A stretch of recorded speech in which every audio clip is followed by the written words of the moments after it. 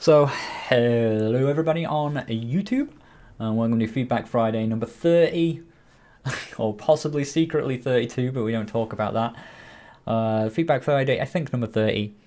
This is where we take games made by you, the people who are lucky or have planned well enough to show up at the somewhat arbitrary time between 1 and 3 in the afternoon that I start the stream on a Friday, and have got their games submitted to this form.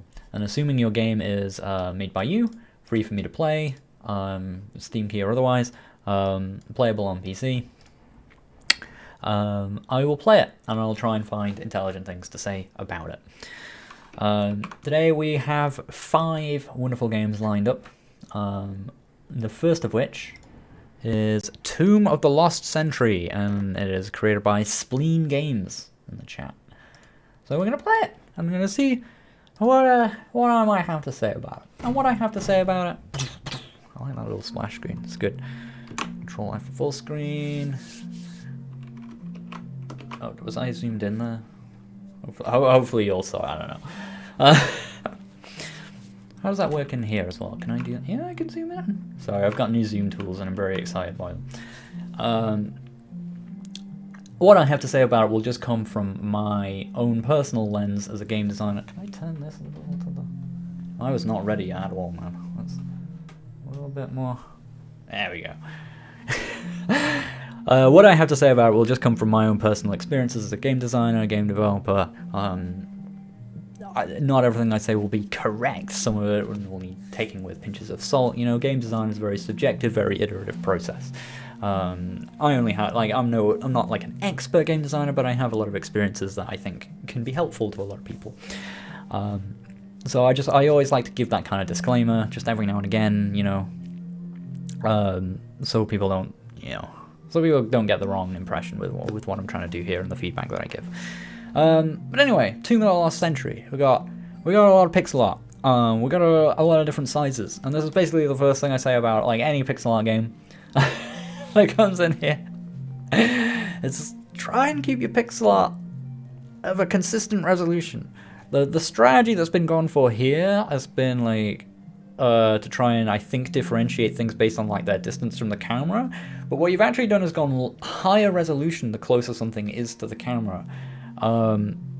Usually when people try and do this layered approach, I don't think it works either way, but usually when people do it, they usually try and make things like higher detail the further they are away, so that it like the image still feels consistent. Like, you know, things that just the reason it starts to screw with things is it starts to ruin the illusion that pixel art creates, because the pixel art, like these blocks for example or whatever, you know, they have like blocky shadows and stuff on them, but it looks like they're just being viewed from like a low resolution filter, or you're looking at them through a particular lens. But when you include things of multiple different resolutions, like these big square stars that are bigger sized pixels in the background, it ruins that illusion, and so it makes it seem like, oh, those aren't just like blocky shadows because of the resolution, that's just how it looks. And so it looks like the stars in this game are actually just massive squares. You know? Rather than just like your brain filling in detail and being like, oh yeah, that's a square, but this is how it actually is, and sort of, you know, creating the visual of it actually just being like a star in the distance. And that's why, although it's one of the big reasons why keeping pixel art sizes consistent is very good, in my opinion, generally speaking, as a rule of thumb. Anyway, let's start a new game. It's very dark. I don't know if it's just a lot of my screen style or just the choice of colors or what. Like, even when I look over at the stream, I'm like squinting to try and see where things are. Maybe I've got a bit of glare coming from the... I've got a bit of glare coming from my windows up here. In fact, you know what? I'm just gonna...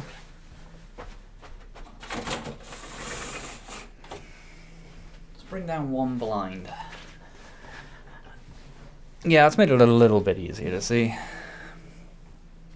But it is like just a lot of dark colors, and the high contrast just makes it a little bit painful on the eyes. Oh, interesting. I thought those were lighting up because of I was pressing them, but they just light up. it's good that you have this, and like it's just showing me the keys, especially when you're going to use something like Z. And I like that you did this as well for the controller. Like that's cool. Because that's a very quick, easy way to do face buttons for like multiple types of controller. It's just the bottom face button, right? I think the one criticism I would immediately have, and I'm jumping straight into criticisms, I haven't really played much of this yet, but like, it's really bright. Like it's brighter than the player is. I don't know if it's a problem, but it's like, it's really high contrast in such a way that like they look more like game elements than the player does. You could probably fade that into the background just a little bit more, so the player is generally more focused on themselves and moving around, rather than like it's a bit of a visual assault, like this much like bright white. But what's actually being done here is good. Little attack. It's cute. Look at that. This is just. Hang on. Pew pew. Pew pew pew pew pew.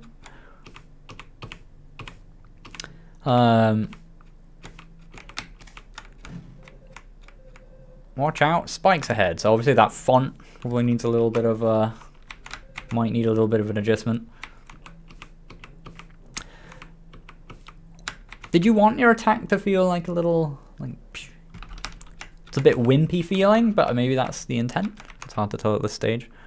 C, go through door. Okay. Ooh, push. Push is kind of awkward to do, so well done. How do I get back here? I fell down a hole, I think. What happens if I get through? Oh, was that what I was meant to do? It looked like there was another place to go. Okay. Okay, so there's like a little buffer. Oh, wow, okay. So going back through won't necessarily always send me the other way. I saw there were little arrows on the wall, but they were very dark. Like they were the opposite of that bright white, right?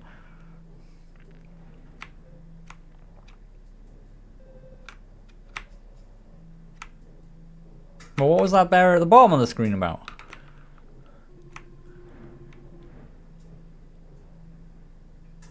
This background's kind of cool with the like the falling like just sort of in the broken area. I like that.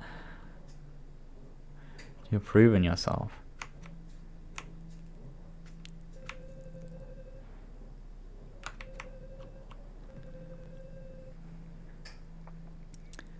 Yeah, just get pixel art consistency, but yeah, you can tell it's at a higher resolution as well from the movement, but that you can get away with that.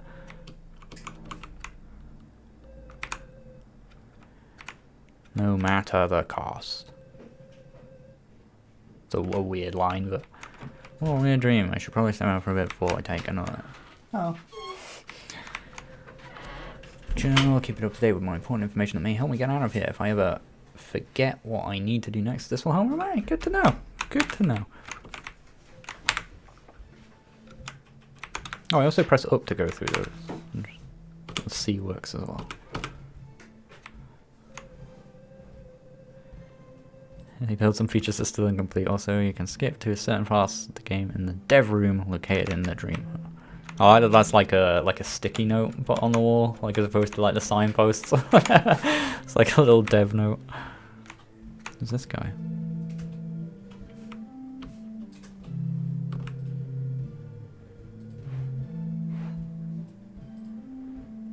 Still down is locked up.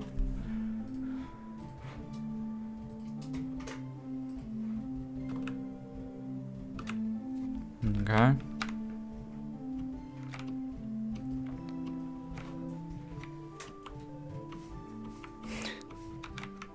Left arrow in ASCII on the sign. Alright. That's the place we're trying to open up then, is it?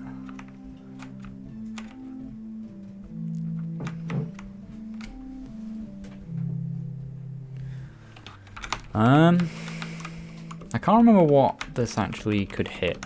It like weirdly like it's an attack in front of you, but it was used to hurt like a block below us, and I can't remember what that block looked like now. Oh, okay, we need to go there.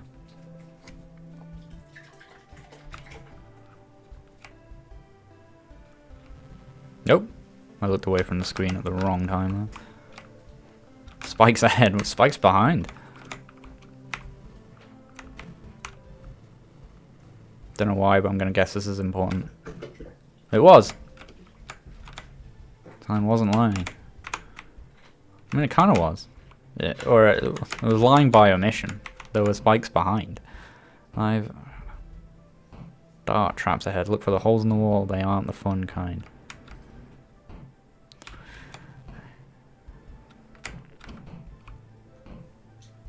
No, I'm gonna do this again. Hey, Kusi RV.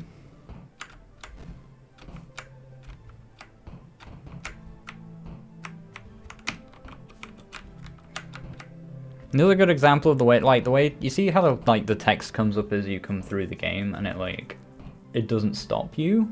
It doesn't stop your forward momentum. It just sort of hovers above as you're playing the game, and you can read it as you're playing. You know, like that works really well, and that's like a good way of like doing those kind of bits of narrative without like forcing you out of the games that's happening. Also, hello people who are raiding. Thank you, Kebab Scal, the 41 raiders. Welcome everybody. What we're doing for the people who have just arrived is we're doing a thing called Feedback Friday, where we take games made by you guys and we play them. We've taken in 5 games so far, with a whole bunch of new people showing up. If you hang around for the end, maybe we'll take in a few more, who knows, depends how long it takes us. Because we usually go up to 10, but we didn't get 10 in today, so we're just doing 5. We play these games and we try and think of intelligent things to say about them. I've done a lot of these now. This is like the 30th episode of Feedback Fridays. We do it every Friday. More or less every Friday, anyway. Oh, you can hit the darts. Oh, now I understand. Oh, but it, like, how does that work? Okay. I feel like maybe a checkpoint down here wouldn't go amiss just because of like the having to do that block again. If there's a point where people can regularly die, it might just be me, but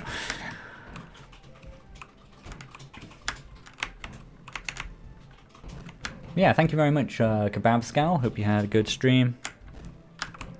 Thank you for choosing this humble space as a place to send people. How do I? All right. What triggers this? That space, okay. Okay, they keep firing. Noted. I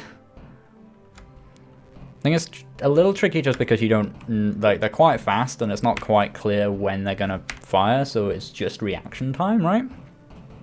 And I think we went over this last week of, like, choice reaction. Well, this isn't choice reaction, this is Twitch reaction, so that can be a bit faster.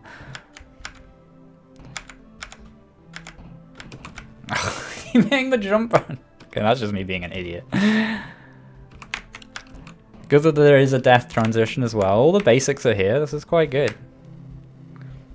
And honestly, like, we had a bit of issue with like pixel size and consistency at the start, but for the most part, this is like really coherent. You just want to keep it to this, right? The text is the biggest issue on that front in the gameplay. See you, dude.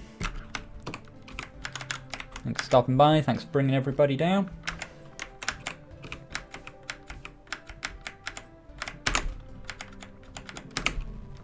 God damn it. I should be stuck at this bit forever now.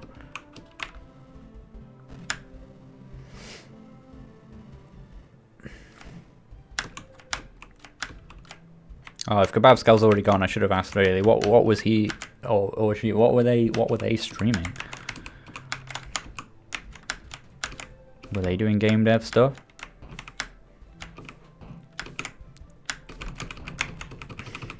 It's tricky because it keeps firing. Maybe it should only fire once. Maybe, I don't know. I don't know that I should really give any criticism of the bit that I'm just failing at, because it's easy for me to want to be like, this should be different because I'm bad at it. I swear, if I jump one more time.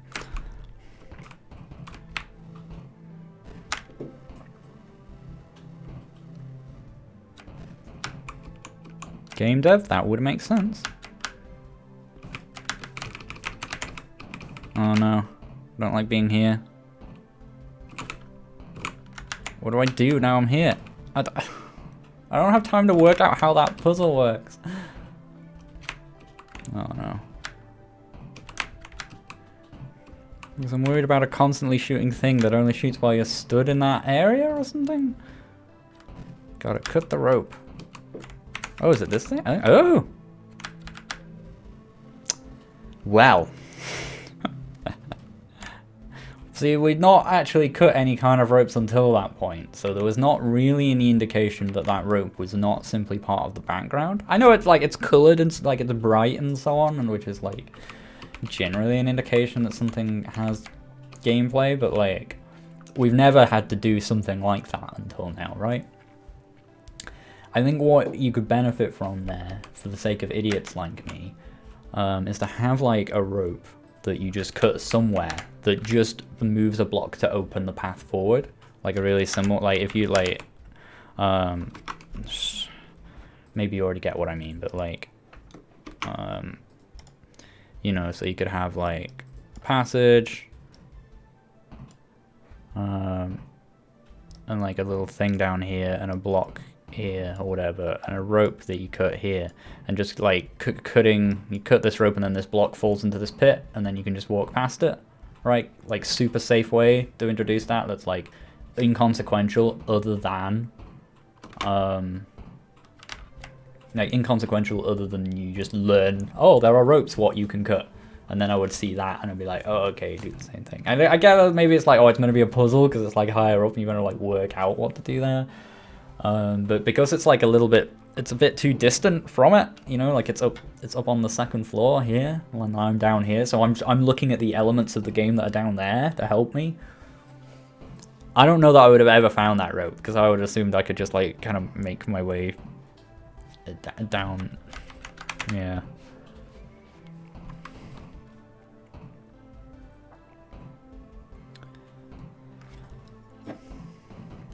You cut one at the beginning. Oh, I thought I hit a block. I'm gonna come back to that when we're done, because like that really looked to me like I just hit a block or something. But you might be right. Maybe I just didn't see it.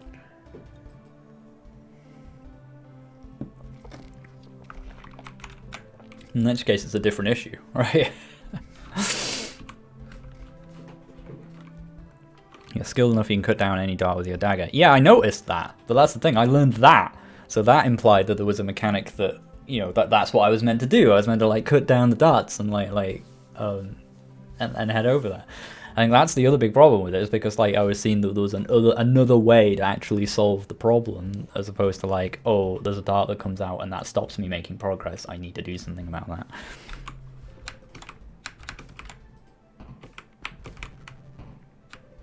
I mean, that's fair and all, but like there's no reason to do that, is there? Oh, so that I can do this.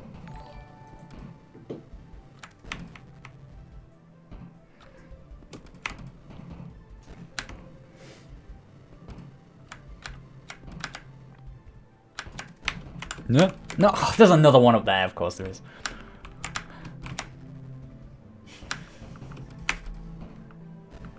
Are you like watching with a slight delay or something? It's like Emma sat next to me also watching the stream, so then a couple seconds later when I die like that, she's just like It's really funny watching you get angry and then see what happens.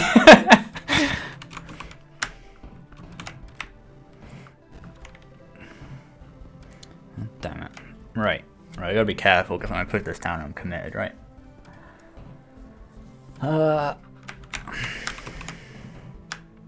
So only like jump up there and swing. The language there, if you're skilled enough, sort of implies that like you don't have to do it and like it's optional, but you do kind of have to do that here.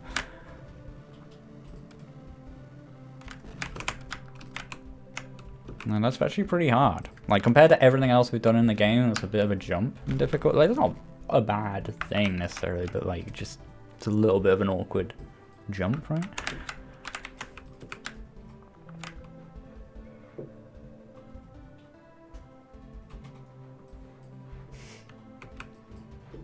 That's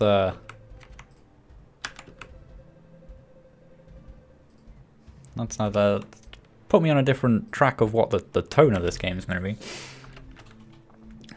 Is this actually meant to be an office place? Alright, did we do the thing we needed to do in there now? So when we do it here.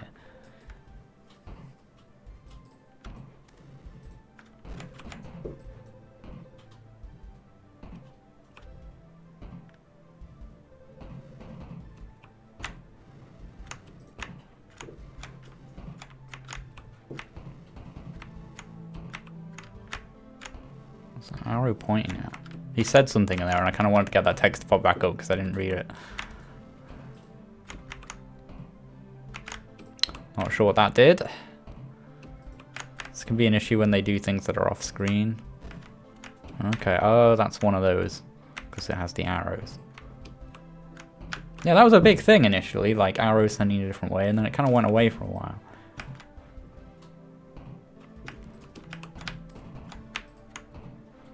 Did we need to get a block up there? Have I doomed myself now? What do you do? What does it do? Generally, I think it's best to avoid buttons that, like pressure plate buttons that do things off screen. I don't want to say things like that too early in case it turns out to be a good reason for why you've done it, but...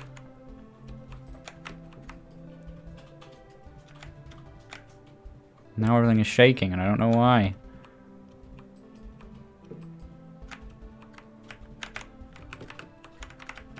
Why is there no power there as well?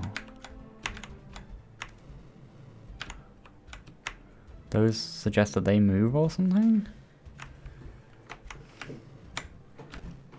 I don't know what any of this does.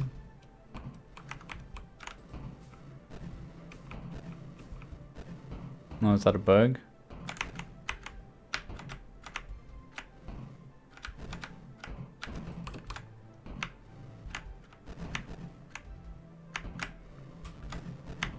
Oh no, I died. Probably for the best, actually. Right, so I said something when I came down here. Is that graffiti? I wonder who put it on there. Alright, okay. Oh, does this just act... Right, that activates that. It's hard to make that connection because it's off screen though, so I just get a bit lost in turning on buttons and things and not really knowing what's affecting what in the room. Is there a reason this room couldn't have been a bit smaller? Or maybe I could see that, like, when I press the button over there, I see those things move.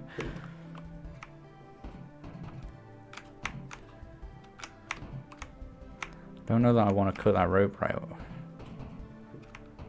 Oh, I kind of like need to get this across here somehow. What does that do? I don't know what that does.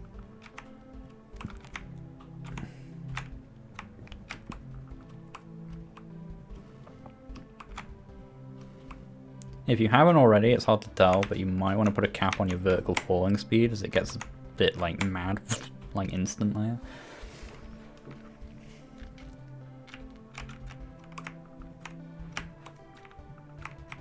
This is good though, by the way, like the execution and everything here is pretty solid.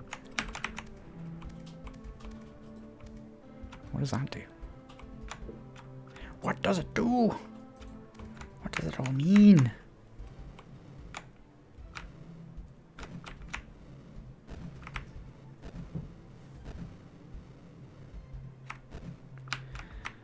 I don't know, like, they're just buttons and they don't seem to do anything.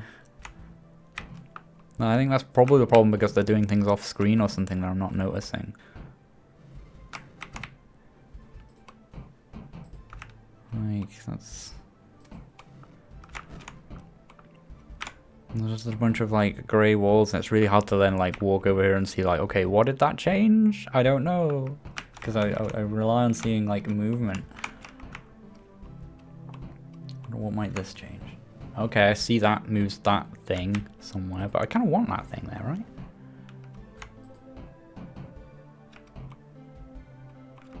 Oh, maybe I don't right away.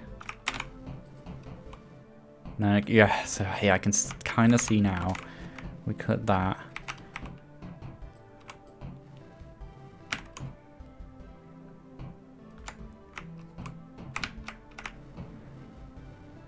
Something might bring that up.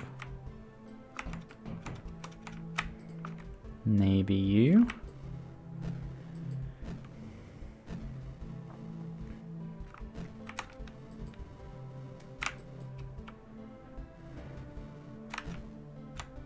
I see you drew something there to like highlight that had been opened. But yeah, I think the whole room just needs to be smaller. Like if you could see all the moving parts, it would be way quicker to work this out.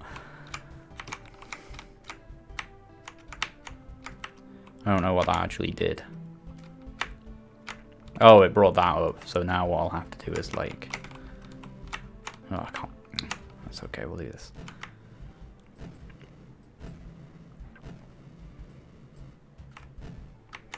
It's a long chain of pushing blocks around as well. But, it's a control room. At least it is just that one room. That's the whole wing of it, right?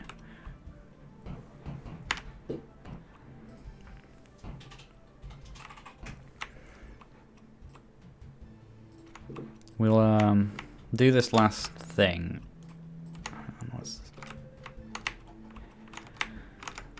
Where is the other one? That was north, that was east. So west should be... Oh, is it west? I don't even remember. North wing.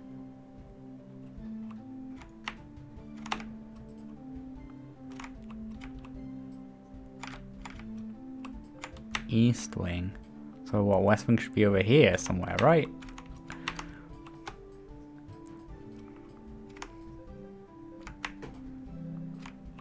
Oh, that just sent us. Oh, is it this one? It's just got an awkward jumping puzzle to get to it.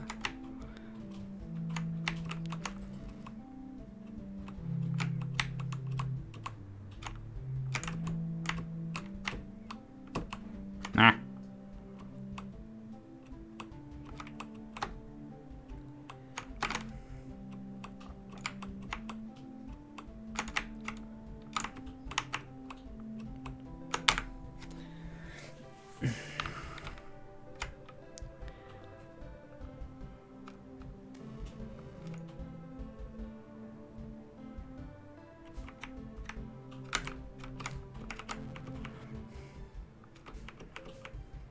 Yeah, I think a minor thing with the art as well is like there's a lot you could do to make this attack animation feel a bit more satisfying.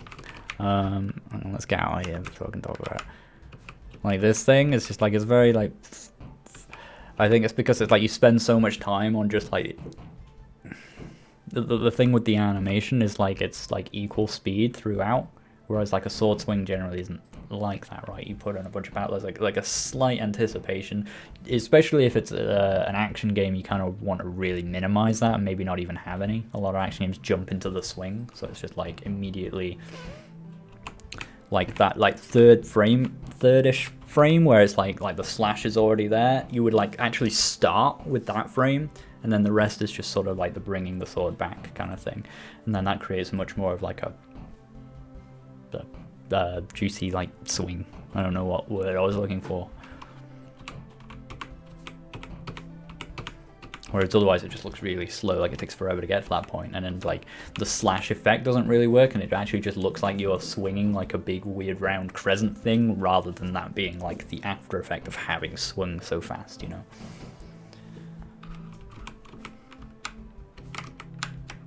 It's tricky. I don't claim to be the best animator in the world. That's a thing what I have learned. I came all the way back through here by accident.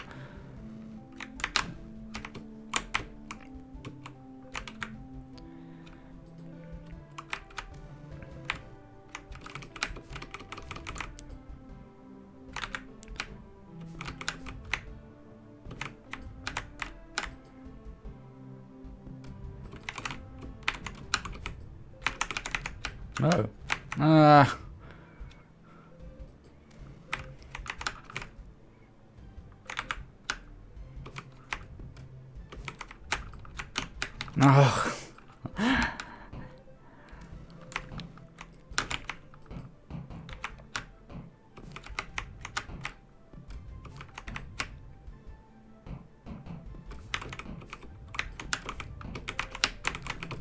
There's a lot of like background platforms there that look like they're platforms but are not.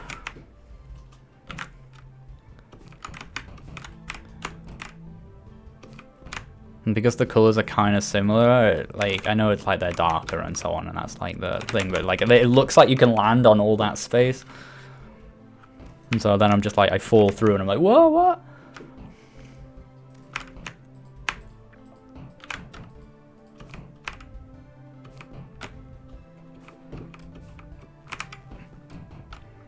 Like, other than like that animation swing though, the general like feel and execution of everything is really good. Like the movement's nice, the little dust things are nice, your sound effects, your death transitions, like you've got all the basics there, like, and it works. Like even the push feels nice, like that's the whatever speed you set it to just feels good, like it's not too slow, it's not too fast. The little simple like dissolve things those guys do is fun, satisfying. Oh my god, I did it again. Right. Need a moment of safety on this thing. Where do we go from here? Oh, what? How do I need to get him onto that? Oh no.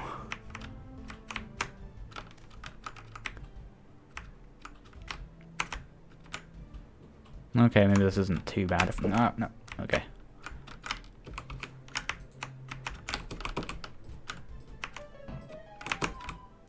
Nice Zelda noise, I like it.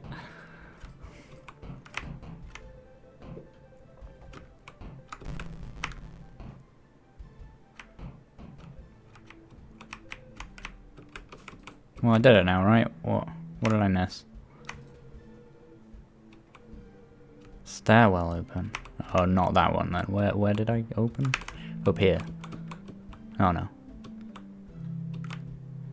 Where do I go? No, I don't like that in the chat. What does that mean? Where do I go? Should that be open now?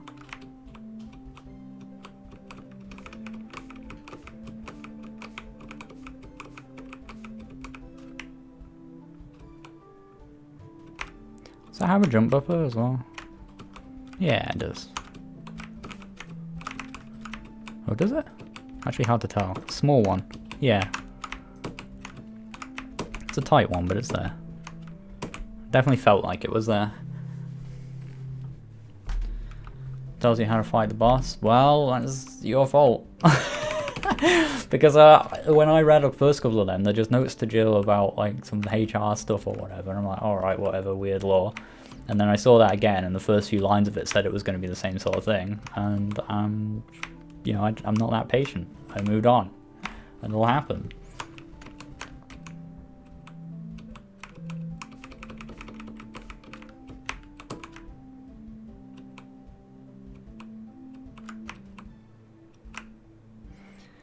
But I don't actually know how to progress from this point on. So, dungeon stairwell? Is this it? Oh, the music's gone, so I guess it is.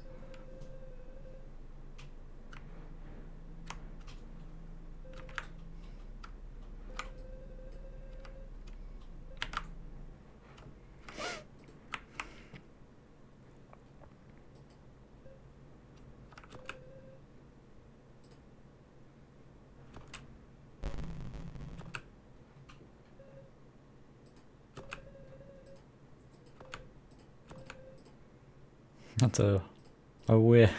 It's like, can you get?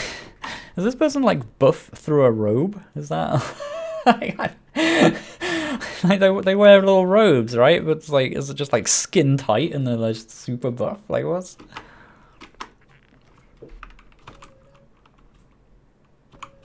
Smooth brain.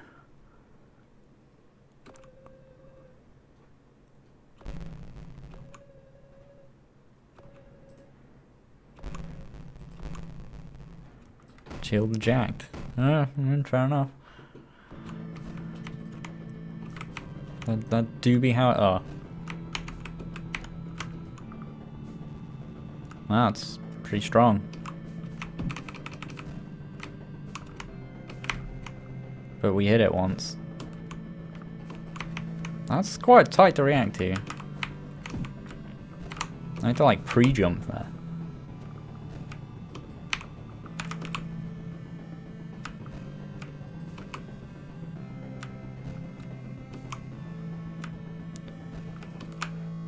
Ugh. Where is the window? It's like by the time you see it, it's too late. Yeah, you gotta like preempt it.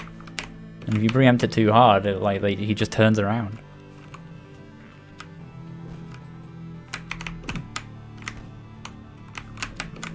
What? Oh, okay, he does 2 the next time. Well, what do we do about that?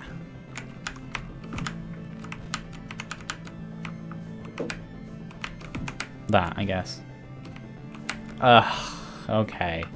Okay, very clever. Alright.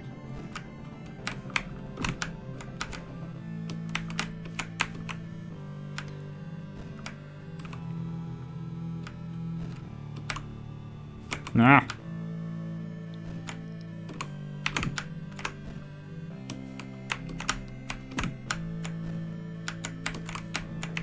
I just immediately jumped again. I just couldn't not react to it. And then he'll what? Do a jump? Oh no. Okay. So he just jumps if you jump. So what do we do then?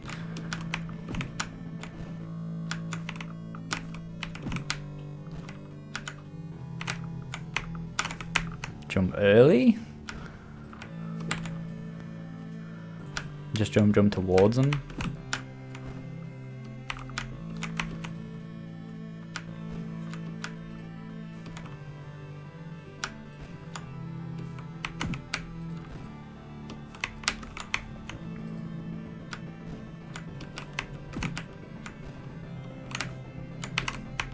Oh, that was weird.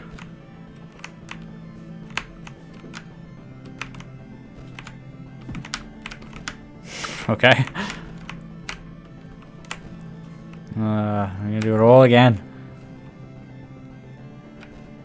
It's a video game. I hit him 3 times. You should be dead. Those are the rules. I don't get how you. I feel like I could break it down. Those first attacks I break down in a simple, clear way. Like this one's the 2. But then, like, I don't really get what you do here. You like jump, like go under him.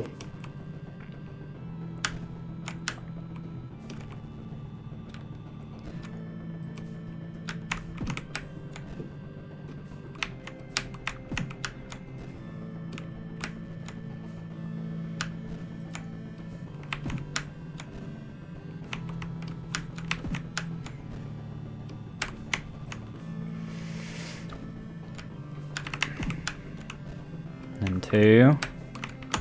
And then jump. Too early, apparently. I feel like there's such low anticipation on the animation because it's just like this tiny, like, he brings his arm in thing. They're like, and by the time you see that, it's too late. So I feel like there's a lot of guesswork in the timing that could be helped if, like, there was just a little bit more on the anticipation.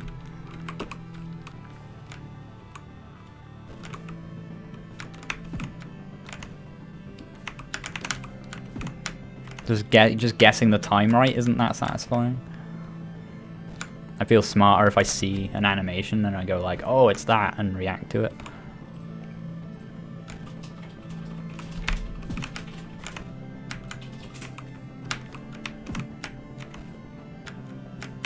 Oh, that time he jumped without me jumping. The other time it felt like I had to jump to make him jump because he didn't do it the first time.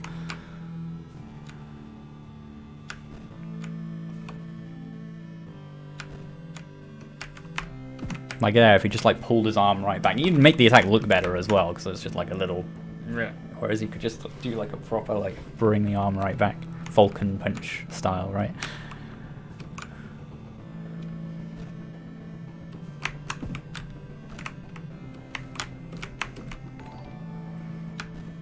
I hate that he's arbitrarily invincible, though. Like, I should have... Like, I hit him. Like, but...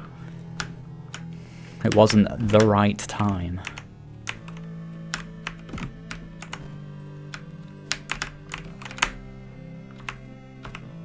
We just wait for him to get to there, basically. We just avoid until he gets there. And then, what do we do about that bit?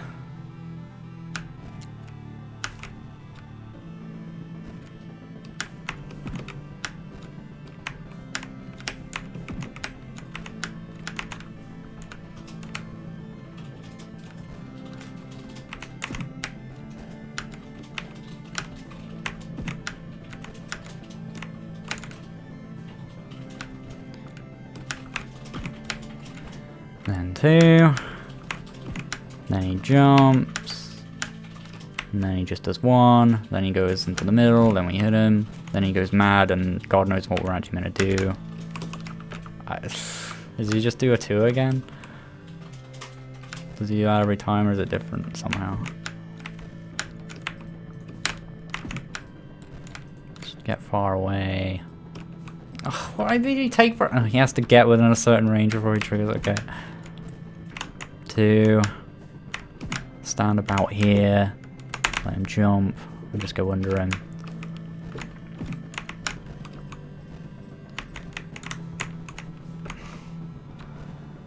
Because it takes so long to get to that point, I can't break it down or remember what he did.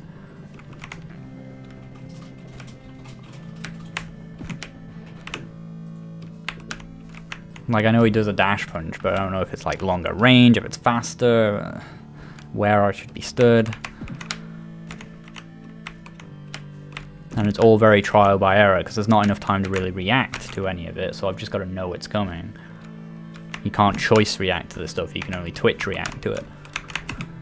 Which means I have to have seen it first.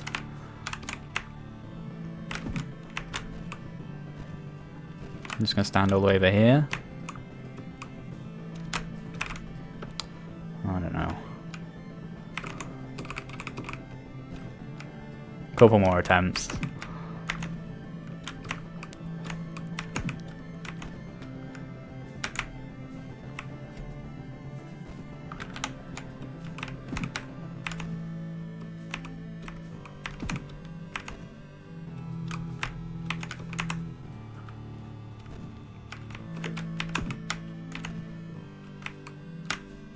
Good that you have testers.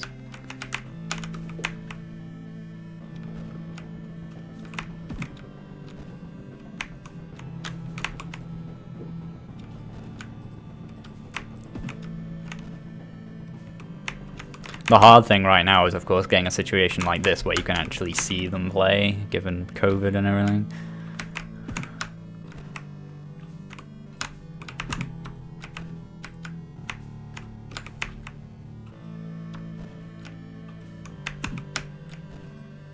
Jump, jump, hit, stand about here, let him jump, walk forward. I keep thinking then I'll get a hit in, but no.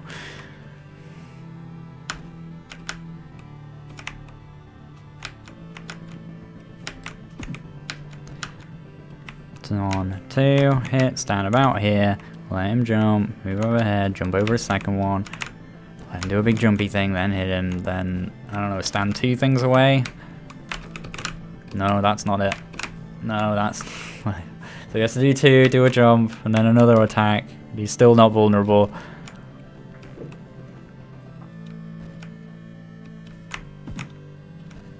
It's only the fact that I know this is like the end that I'm still playing at this point. No.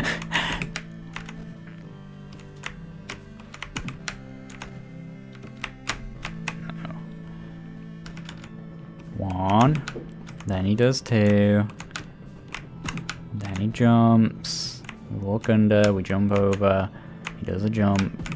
We hit him. Then I just avoid him for a while, I guess.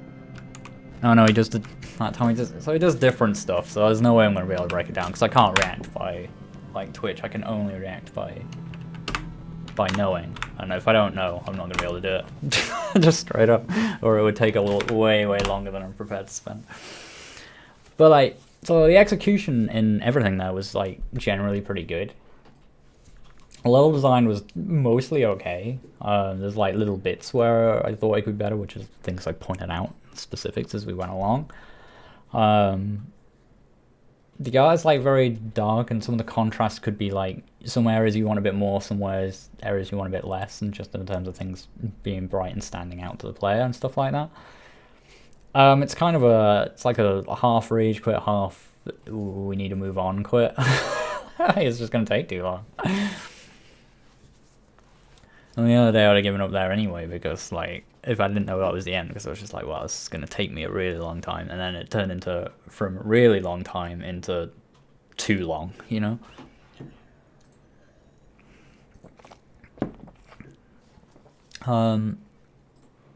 the mechanics and stuff like the pushing the blocks around and things like that were reasonably well implemented. That one level with the pushing the blocks was like a big issue just because you can't see the things going around, so it's really hard to break down. But I think you pretty much sussed that out as you were watching me play it.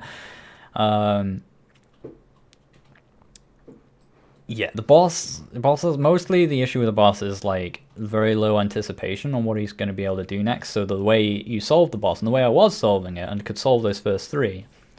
See, Securus, thank you for stopping by. The way you solved that, the way I solved the boss for those first three was to like remember what he did, and that's fine as long as it doesn't last too long. No, that's okay. And then some games have that as their mechanic. It's the end fight of Gods Will Be Watching and that, but that like also brings the story into it. Spoilers, with like how like every time you die, you like go back in time a whole bunch and stuff, and you're like learning as you go, and it's like actually weaved into the narrative in a really smart way. Here, I'm not sure it's doing the same thing. Not that it has to, but like. There is that weirdness about boss fights that rely on you doing trial by error and learning as you go. If they don't acknowledge somehow in the narrative that that's actually what your character is doing, it can feel very much like there is the character and there is you, and it can like create that separation. But that's a fine mechanically fine way to do a fight, as long as it doesn't go on super long. If it's going to go on super long like that, you're going to have the player's going to have to be able to choice react rather than twitch react. And hopefully it's clear what the difference is when I say that. When you choice react to something, like you react by seeing a thing, taking in information, and make a decision about what you're going to do as your reaction to whatever it is you've seen. You know, you see an attack coming, like you see him do a wind up for a punch, you go, oh, he's going to do a big punch, I should get out of the way, and then you get out of the way. That's the choice. Whereas a twitch reaction is just like I'm looking for basically any movement at all because my brain already knows what's coming next. And so when I see that any movement at all, I can press the correct button based on my memory, not based on making a decision or a choice, right? Based on what I already know is going to happen. So I can... Twitch reacting is way faster. It's a problem I have in fighting games. A problem that was commonly pointed out to me by a person who was much better at me, who was like helping me get better at Street Fighter, was that if I can read my opponent and know what they're going to go for or whatever, like my reactions are great and I'll nail the reaction every single time, but I'm very, very bad at choice reacting. Which is like being able to see a thing and react to something I didn't expect. But that is also just a natural difference. You know, Twitch reaction speeds are always way, way faster than choice reaction. And it's a long one as well. If you want a good window at 60 frames a second, generally, if you want a choice reaction and you want it to be quite hard, you want to go to about 20 frames, which sounds like quite a lot, but that's about what it be.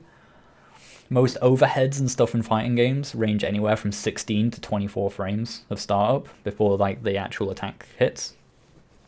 In games where overhead is like the sneaky one that you have to look out for.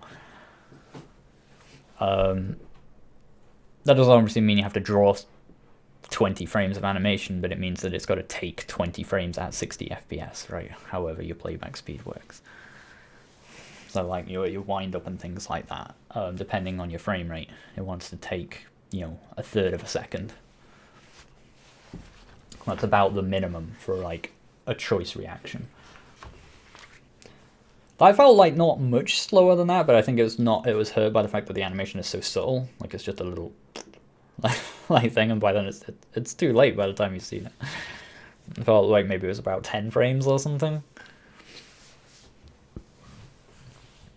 But these are like the tricky things to get right.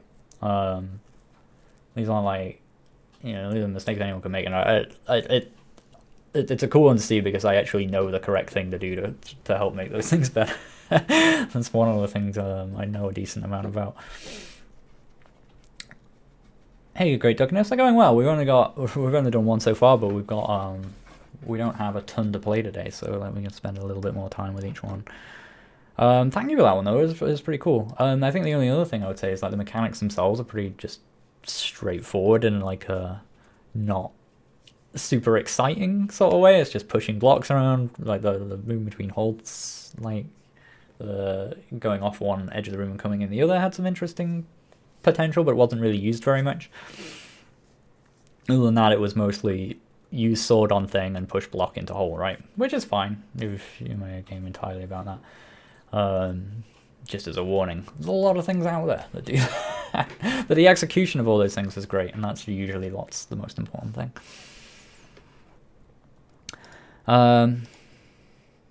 Yeah, I'm very good at going off rage about reaction time stuff. It's a thing I've sat and studied a lot.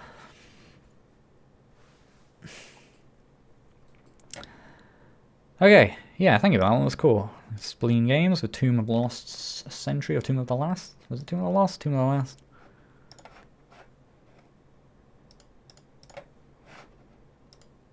Tomb of the Lost Century.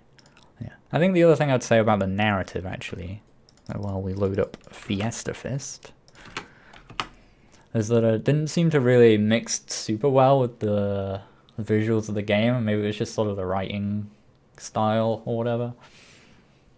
It got a bit goofy and off tone a lot, which can be fine if that's a general theme, but it like didn't. There was nothing in the visuals and atmosphere that really lent itself to that. Like it was just the writing, so it stood out as just being a bit weird.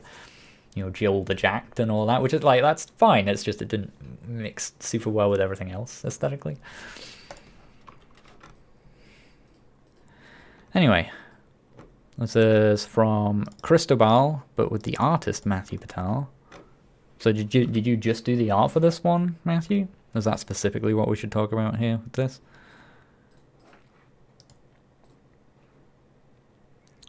Game where you're trying to get the best costume party in the world, use a controller as preferred. I mean, I'm not an artist myself, really, but that doesn't stop me criticizing everyone else.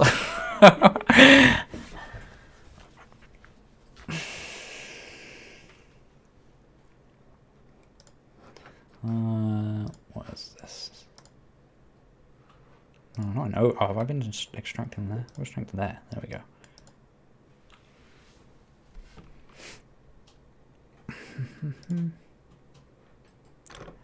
The main thing I talk about because that I can spot and I've gotten a decent eye for is consistency and coherence in art rather than the quality of the art.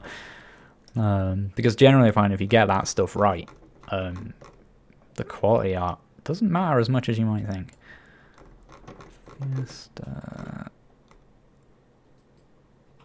Where is this? Where's it gone? No, don't put it there. Put it in viewer games. Oh, do I have to? I'll probably put it in. I'll just... Ah! What's going on here? Desktop. Viewer games. Select folder. Extract. Yeah. Why didn't it show me the files on completion? Show extract file. Oh, maybe it's because this is already open. My whole process is offset. What's going on here? Where is it? Oh, it's not called that. It's called GMC Jam 40. Right, there we go. Got there in the end. This is quite the window size. Can we make this any bigger? Although I can do my zoom thing now, I guess. Oh, we want to use controller as well, right? Oh, this hasn't actually turned on. Oh, it's fallen out of the dongle.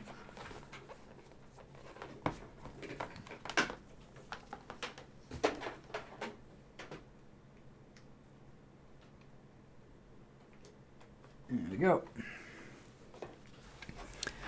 But now plugging it in as a controller door. Cancel. We'll get there.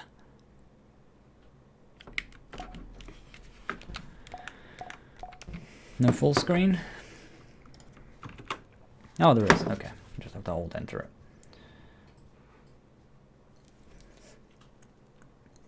It's weird the thing it's doing what OBS is doing a strange thing. I'll have to look into it later.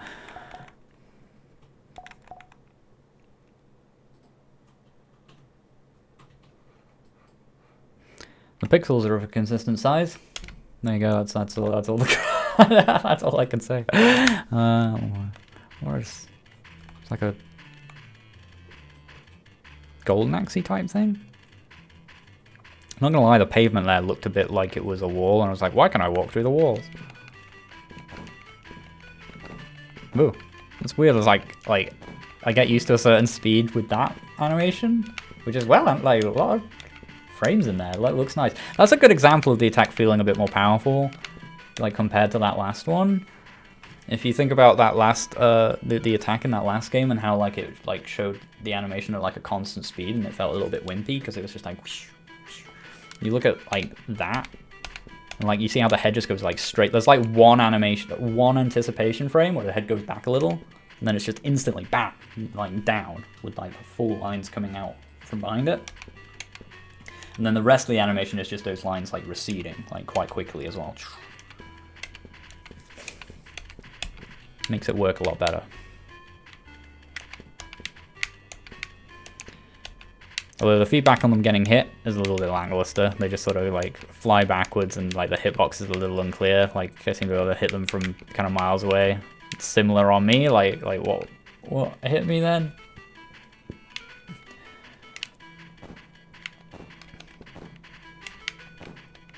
That leap attack's a little bit like it's a little bit, I don't know, maybe too quick. It's hard to tell what's like happening at first.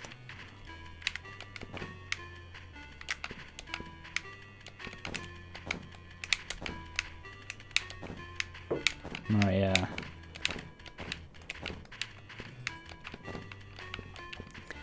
I mean, gameplay-wise, there's a few things I can say, like I've just no idea what's going on or what we're actually trying to do. I guess go to the right and fight things. We'll try and focus on just art. Ooh.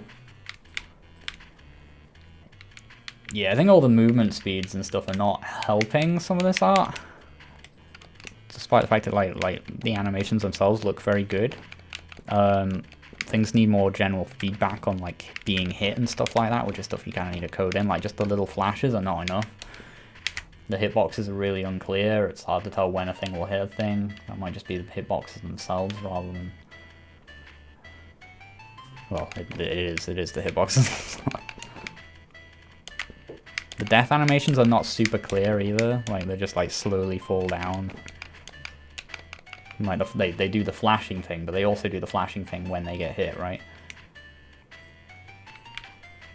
Well, I've got a lot of hearts. I'm guessing this is just like a prototype. I don't know, we just sort of run around and hit things. I guess there's not much more to it than this. The walk cycle's nice. The run cycle's great. They look really good. I think the problem I have with like, look at these guys when they do a punch, right? Look at how that punch doesn't actually extend very far out of them. So the impression that gives of its hitbox, see if I can pause it on one. Yeah, that's good. Hang on, let it zoom in. Like this here. Like my impression is that this should hit this space. Which is like nothing, right? But obviously it can't because that would be terrible, so it hits way more than that. But then it feels wrong to be hit by them. Right? This looks a little bit better, but I think it still comes to the same area. But like it needs to like be like right out in front of them. The fist needs to be like here. And create a thing here.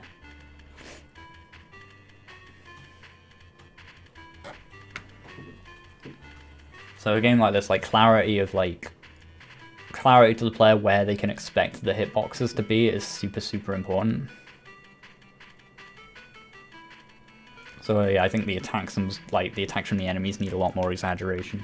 And obviously it needs implementing in code and stuff, but you need a lot of more like feedback on hits, be that like hit sparks and stuff that just appear in the location of the hitbox they've been hit by. Sound effects would help a ton.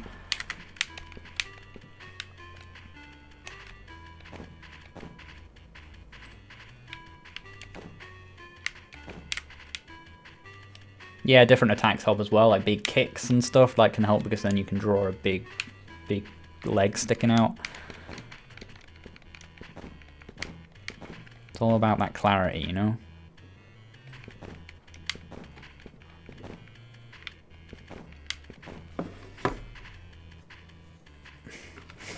Oh, on the screen in general, waste of space? Yeah. Over, like, it's just super open. It's just a giant arena, right?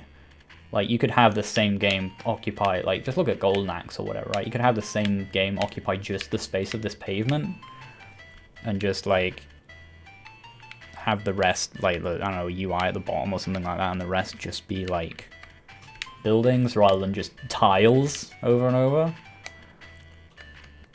Obviously, there's a jam, you have time to make so much, and this was obviously time effective, and you spent a lot of time on the animations, which is a good thing to spend time on.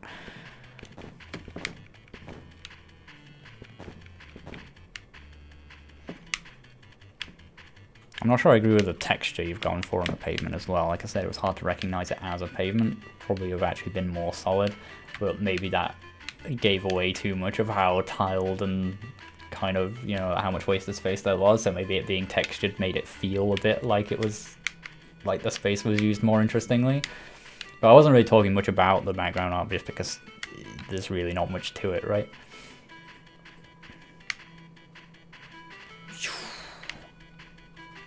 And see, there's not even a sound or anything when I touch these guys with that attack, right? Or no sound when it's even playing.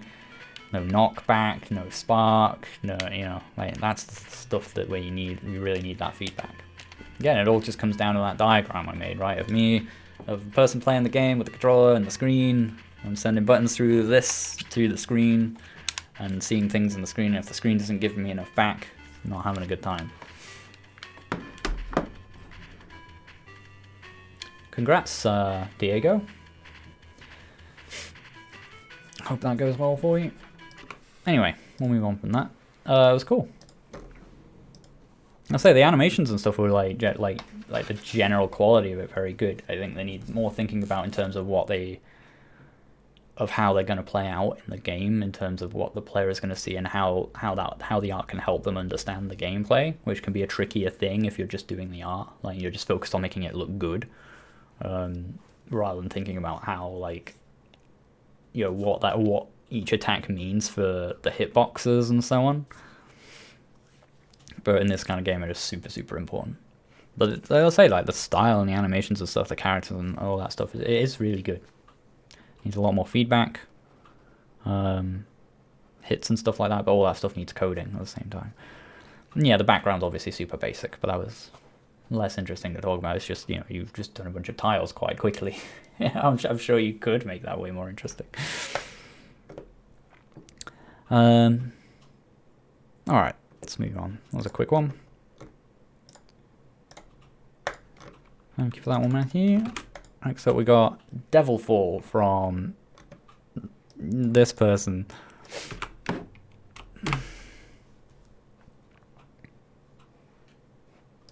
I'll call you F King Mess. The King of F. That's what you meant by that, right?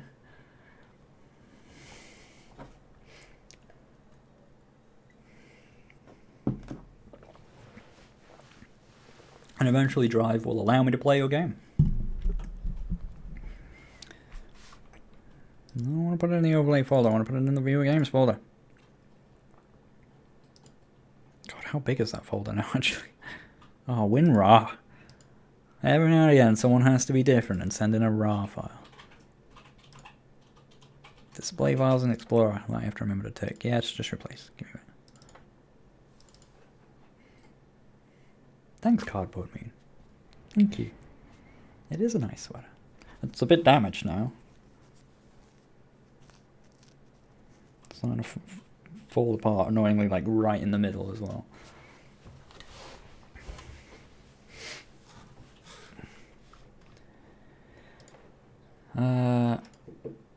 Okay. This is a platformer about a little dude that kills things. Very early build, but most gameplay stuff is there. Okay? A little dude that kills things. Ain't that all the games?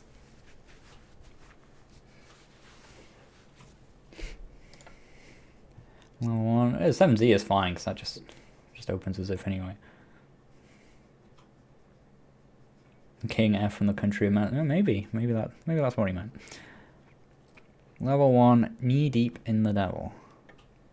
Previous start next. Previous next. Okay, we can just select any of these. Okay, start. I like those buttons. Those are nice buttons. Lots of art and stuff, and this text is really nice. Look at it. It's consistent. Ooh. Well, it's less consistent because of the weird bounce, but like... You can argue that's worth it just for the coolness of the effect.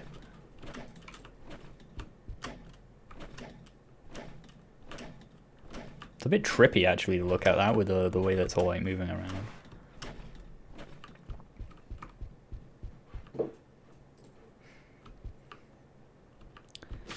Attack and aim. Oh gosh. I was going to say, if that jump is the only thing that does this kind of thing, it maybe wasn't worth it, but I'm starting to sense that it's more of a general theme. Okay. Interesting. So it's like a dash and an attack. Oh, that's cool. This is what I mean by consistent. Look, the pixels, they're the same size, and it's good, like, the colors, everything, it's coherent. It's not like complicated. Like, look at this guy. He's not like the most like really think about him in isolate and what he is made of and what like how like he's just a little dude with horns and things. Like, it's not the most complicated drawing in the world, right? And yet look how good it looks just because everything is consistent. Oh, I've done something and made it super laggy. I pressed some sort of dev key. I think maybe I did, but that's okay. We got it back now. Jump. Choppy, get that. Oh, and it gives us another choppy? Is that what it... Right. Ooh, what was that? Do I have like a double jump?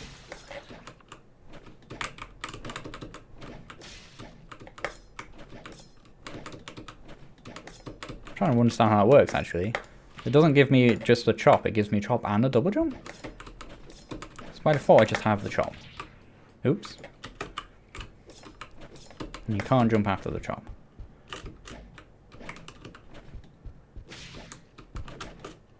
And also, I note that W jumps, and so does space.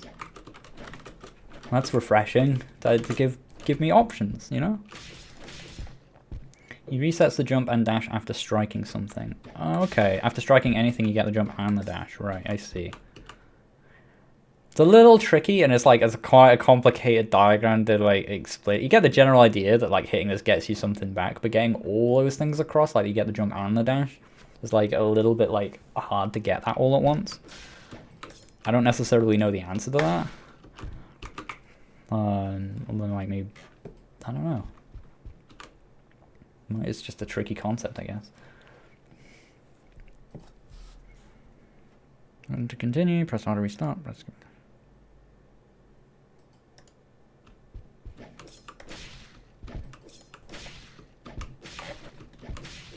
Yeah, look at the we're talking about feeling feedback on things, like the little sounds that are happening, the animation, the flashes. It's all great. Oh no. Oh.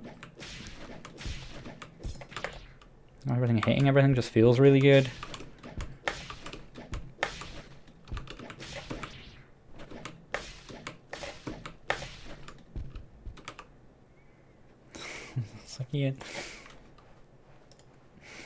Like, even when they do cool effects, I don't always like the mixing and the squashing and stretching, but because it's such a big part of the feel of the attacks and stuff, and because it's at least consistently applied and is so like often a part of it, I do think it works. I'm gonna say there's like exceptions to everything. You can do all those things if you know what you're doing. And you notice that other than that, everything is completely consistent. He's only done that where it was a good idea, you know. What was this? Did I do something here? A bit weird how there's like different... This difference between these grounds is freaking me out a bit. Like, it looks like this is in the background almost, and like this is the foreground. Like, it looked like this is the gap I have to jump over almost, if it weren't for the grass. So a weird contrast between those two things, just because you've got like a wall coming down here, and I guess these don't have a wall. Not sure. The similar colors and stuff, and it's like that this is like a slightly less saturated version of this. Let's restart Brain Bomb. Oh, I didn't pick that up to begin with, actually. I was busy chopping things, so like I kind of didn't really gather that was happening. Guess up to you to decide if that's an issue or not. Ah, right, I see. So this is here meant to teach me that, but I am just sort of seeing like, enemy, kill it! Do those kill you otherwise? No, they don't. Alright.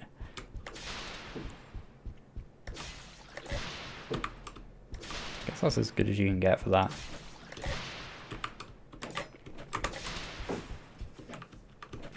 Oh, that one's like an enemy version of it. That's as good as you can get, really, for teaching that. I don't think that's an issue. What do we do here? Do we have to jump? What? I was just like missing it. Oh, that's a tricky one. No, that's quite a hard one at the end, though.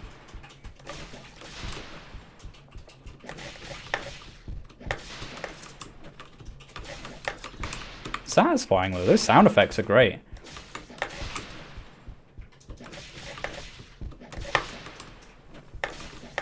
Nah.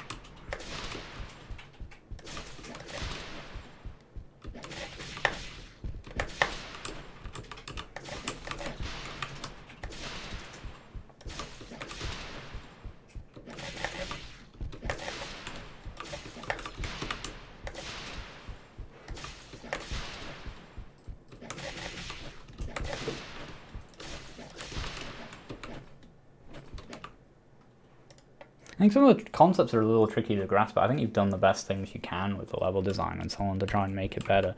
Now it just comes down to the concept itself being a little tricky, which you can't do much about that other than having different mechanics or whatever, right? So, oh, okay. What's this guy about then? Do we like... wow, he bounced you super high. Oh, he didn't that time, though. Do you have to hit the wing or something?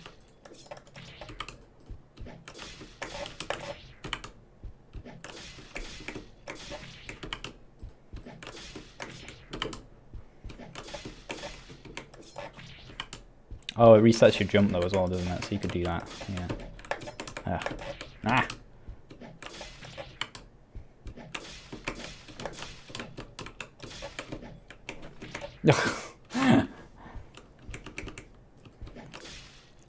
It is hard mode right off the bat, but it's like at the same time, it had kind of done more or less everything it can do that isn't hard quite quickly.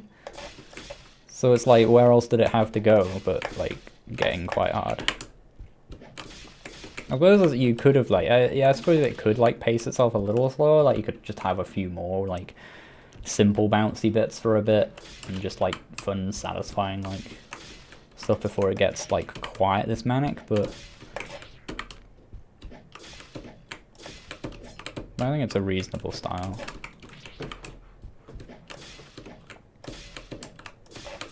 Nah. Like, you do have to get it right, you know, it's not gonna... no, die! Having that thing there is mean. Like, you've just done that, and then just... The execution of this is great, though. Like everything, you get everything right here, right? You got a nice color palette, like, it feels really great, the animations are good. There's mixing, but, like, it's done for, like, a good reason. The controls are nice, it all feels good, like little dust particles are great, the jump's good, it's a nice jump arc. The rules like are hard to grasp, but you've done pretty much everything reasonable within your power that I can think of immediately anyway to like teach you those things, and it's just, you know, some things can't be helped.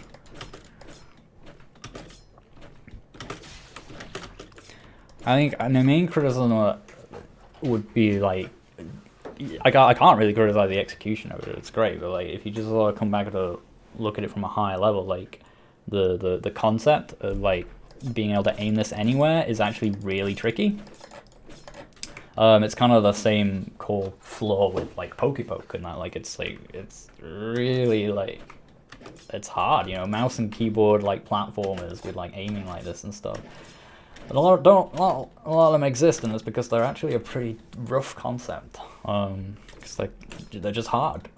It's hard to know exactly where you're gonna go. Like, it feels like you go a little bit higher than the cursor sometimes as well. I don't know.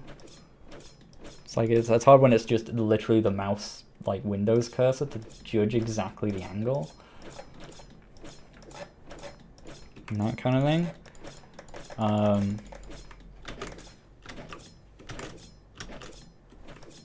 So it's tricky. So you do it. The main thing that means is you have to really do extra work, like a lot of extra stuff with like level design and stuff, and it can take a lot of iteration to really get somewhere where it like feels good and people get into it without giving up on stuff, and it really does start to limit your audience to people who are willing to play something pretty hardcore like this. Which you have two choices of doing loads and loads of work to iterate on that and make it better, or just lean heavily into the fact that it's hard.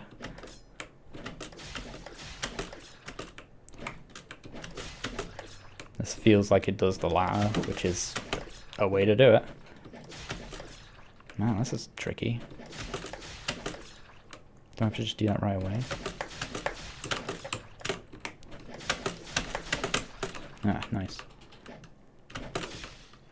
No, don't know. All the way at the beginning, man. Hang on. We know that. We can just skip that level right now. We basically got there. That's cool. The fact that I can just pick a level and just do whatever I want. I mean, maybe that's just a prototype feature, but I'm gonna rock it. It's helpful for now, so I can just see more content. Do I want to go? There's like a branching path there, though. Do I want to go this way? Ah, those brain things are tricky. I love the animations, though.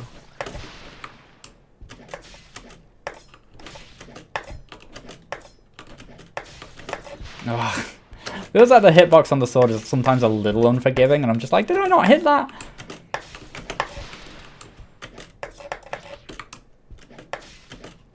Feels like it like doesn't hit at the start, like you can't hit anything too close to you almost, like you have to have a little bit of space between you and it. Oh, I clicked off the screen. God dang it. That's a big thing. If you're going to do a game with mouse aiming, you really do need a thing to lock the mouse into the screen. If you're going to do like bordered full screen and not lock it in through full screen or whatever. There is a thing for that. Mouse lock. Look into this. Mouse lock and pointer lock.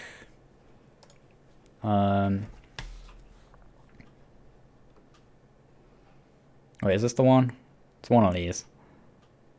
Might not be the specific one, but he has a tool like this. It's called something similar. It's definitely Yellow Afterlife who has one. Who has like a DLL or something that you can just lock the mouse into the screen so that like you don't drag the mouse out of the screen.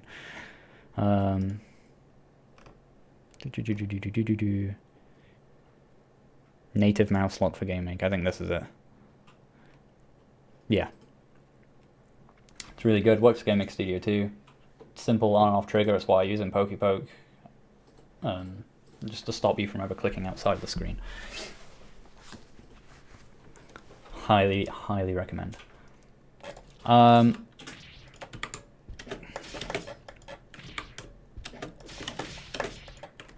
Is there anything major? Let's skip like to 7 or something. Oh, it's the last one. It's just gonna be more stuff, more harder stuff, right? And sensing, there's not really any brand new mechanics.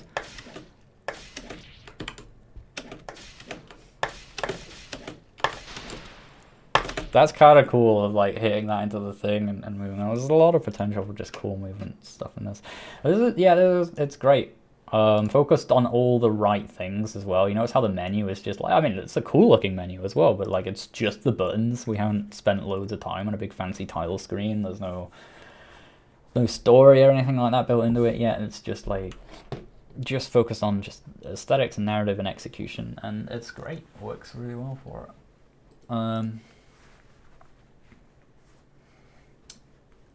Yeah, other than like just like be careful because those games are kind of really hard and you have to make compromises one way or the other somewhere along the line with them.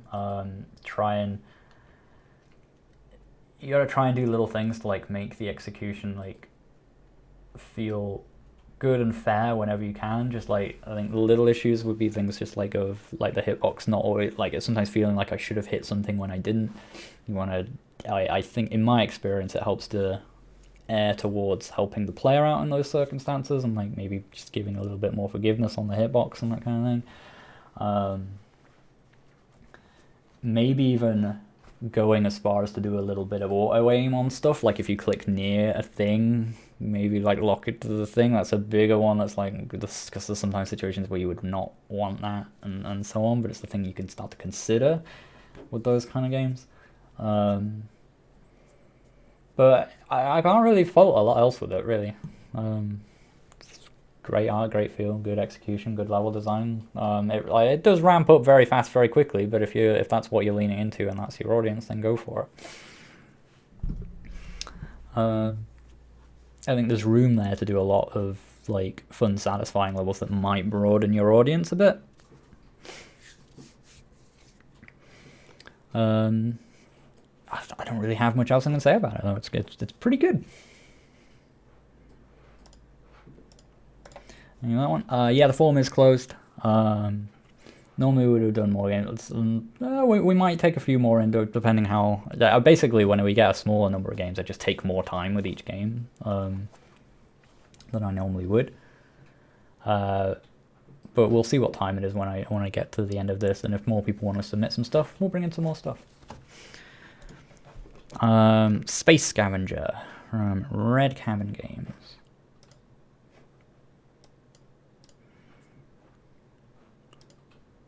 It was good though, because that was like a good lesson in all the things we've been talking about, from like animations and stuff and the other games and things like that.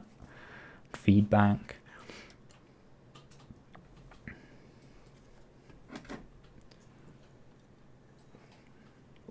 And just coherence and style, you know, it all had a very clear, coherent style. Why is this not full screen properly? Is it like zoom? It's like zoomed in weird. Hang on. Oh. Ah, what's going on?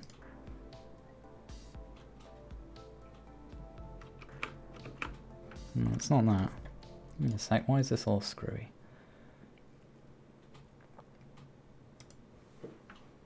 Oh, it looks fine. Oh, is it coming over in game capture or something? Let's turn that off.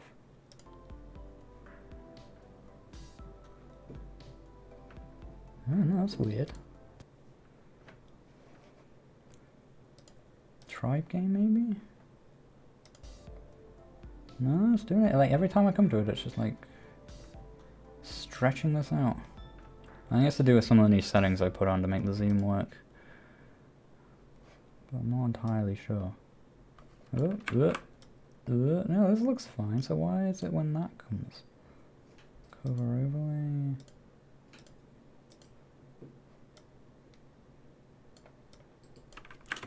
Ah.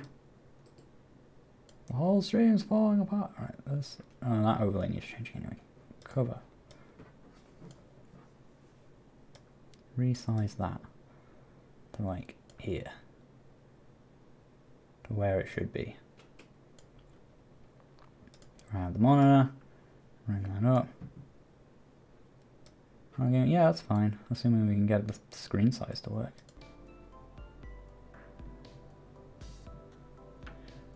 Well, it's like super zoomed in.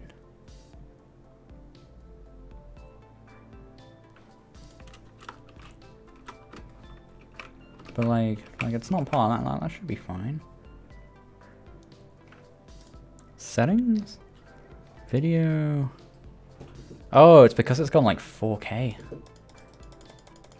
It's not even on a 4K. Hang on, let's bring that down to that. That's a lot of resolution options, right? Let's just like default to 4K. There we go.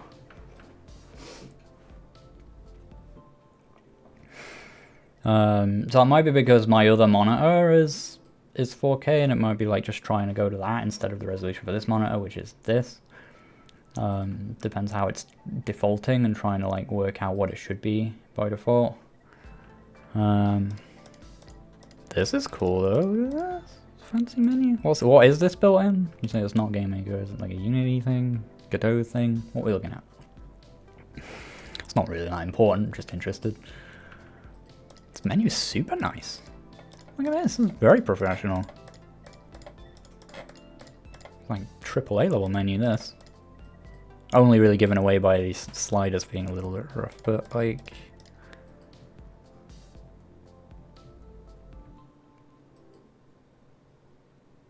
Yeah, tiny planets. Tiny planets are good.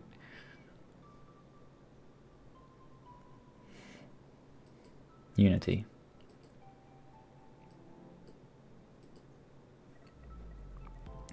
Tutorial on, that's probably a good thing. Quality high. I will always look at, if there's a options menu, I will always scavenge it for things. Switch. Okay. My ship. Okay, let's not get too carried away, let's just hit play.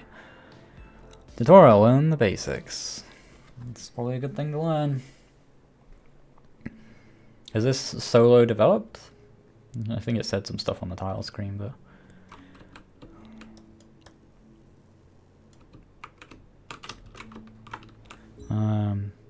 Oh, okay, objectives, aim. Getting a lot of lag, actually. 12 FPS there for a moment.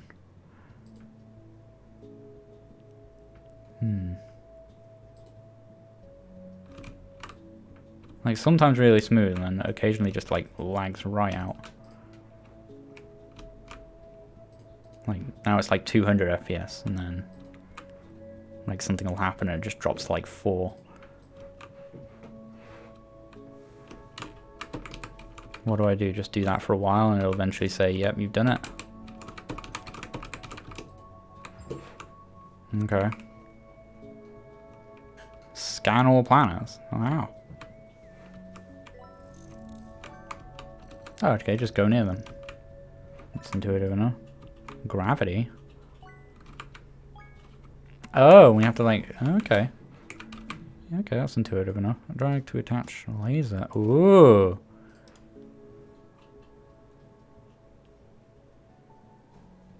I don't know what that means yet, but we don't really have to. Ooh.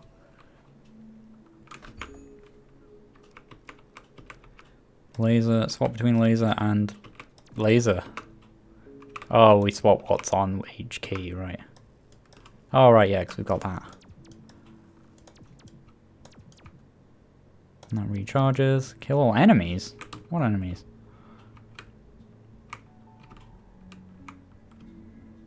Yeah, some weird lag issues I'm having here, and I don't know if it's just because I'm streaming or what, and it's just like, just stuttering now and again. I don't think it's really a performance thing, I'm not really sure what it's doing, if it's caching something or what. Because like generally it's just like super smooth, but...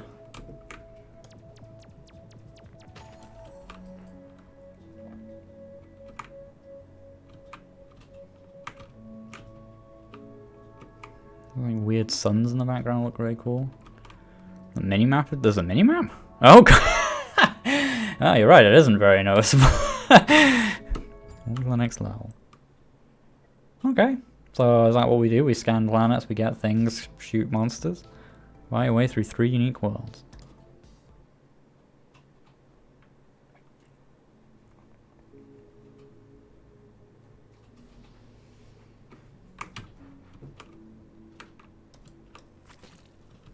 When it is running smooth though, it feels wonderful because, you know, 140 FPS is a lot of FPS.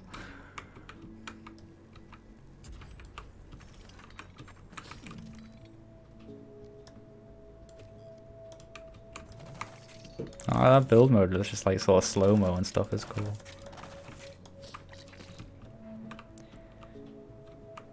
What is this? Is it just a wall? Just a random space wall? That's fine, that's cool.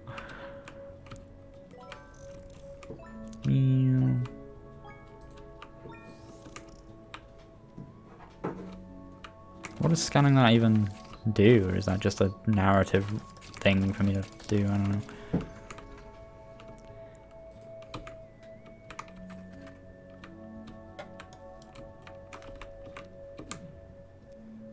Is there anything else we had? Weapon plasmas? No? Okay.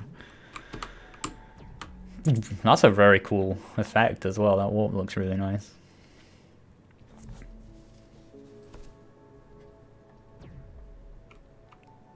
Oh yeah, the effects in this are really cool. Like, it's really shame about the lag. I don't know if it's just me and just frame rate.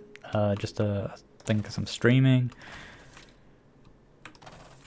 Or if something else is going on. My computer is doing something that's making it like, I don't know. Because when it is smooth, it looks beautiful.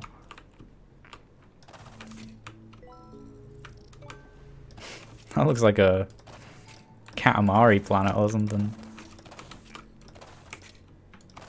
Oh, they're like lighthouses. They look like traffic cones.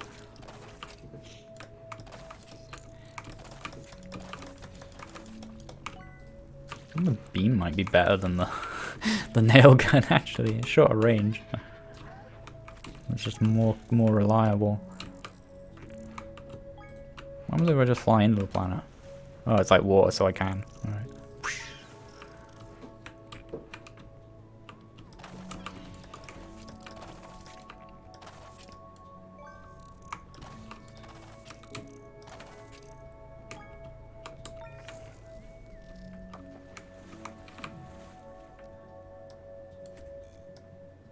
Oh, okay. Things are getting complicated now. Okay, I thought that might affect the physics of the movement. I'm kind of relieved that it doesn't. Okay, a lot of things just showed up on the map. What's this do? Anything? Can we get some crystals from this? We can. Does that allow us to do, like, anything? Oh, we can recycle some of these bits for crystals and that. Maybe they do something later.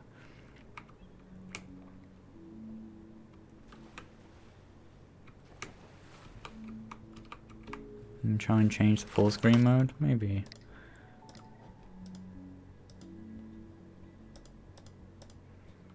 Not sure I understand what the difference between all those things is anymore.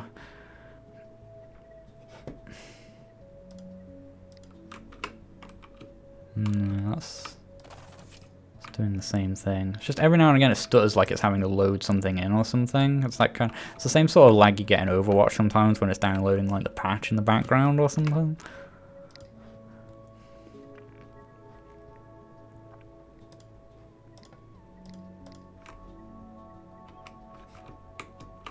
Oh, I just changed that to a different.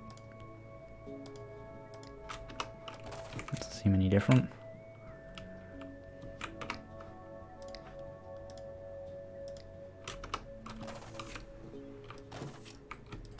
No, the issue is present either way, I think. So we may as well just put it back. Put it on that one.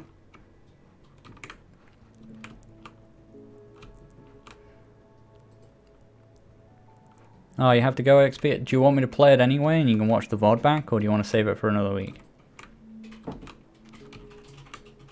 Assuming you're still here.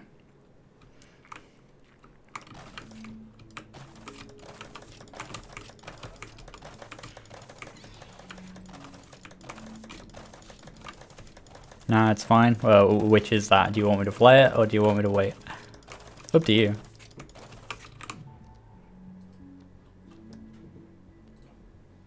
You always come back.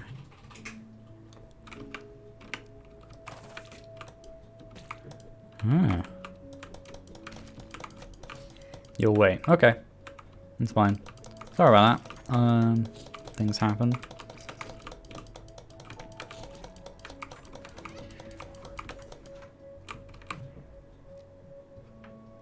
Does this make this our last one then?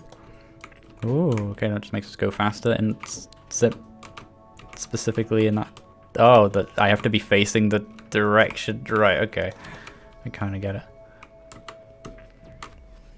I love that warp effect where everything like bends around.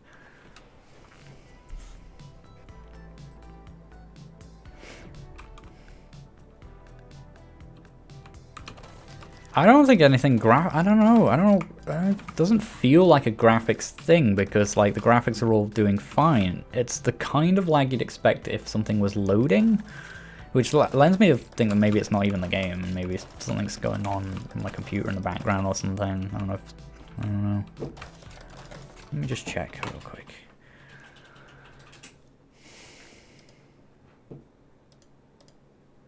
It's just OBS, really.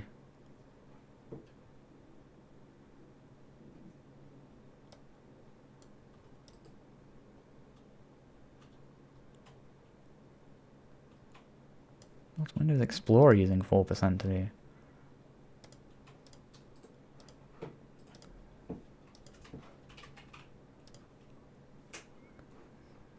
I'm gonna restart Windows Explorer and see what happens.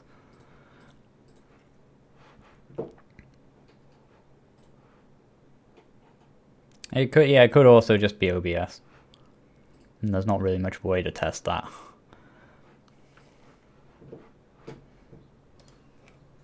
Nope. Without actually turning the stream off. Although, weirdly, it does actually seem a bunch better all of a sudden now I've restarted Explorer. So maybe it was that all along. What's this?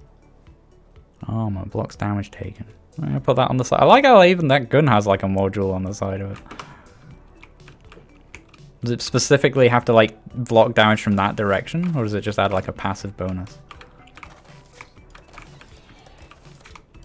Yeah, this is way better. Yeah, I think it was just my computer the whole time. Just doing something, computers be weird, yo.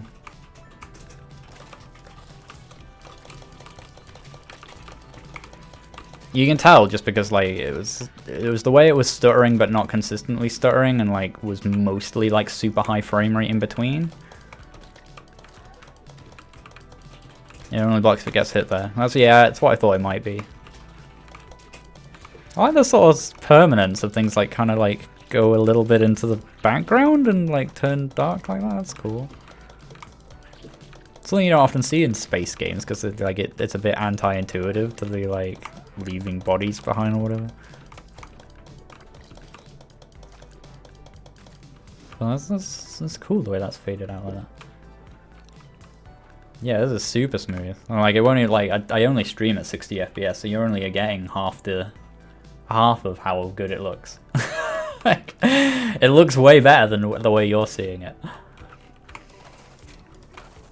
But that assumes that you have a monitor of sufficient refresh rate to experience it in full glory. Which is definitely a niche experience at the moment.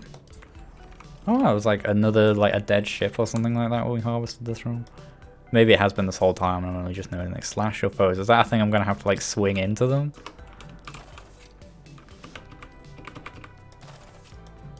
Ah! That just looks so daft. I'm just spinning a little like...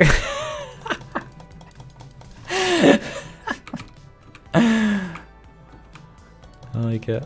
Choop, choop, choop, choop, choop. Wiggle, wiggle. Wiggle, wiggle, wiggle. It's a good weapon. Look at that damage.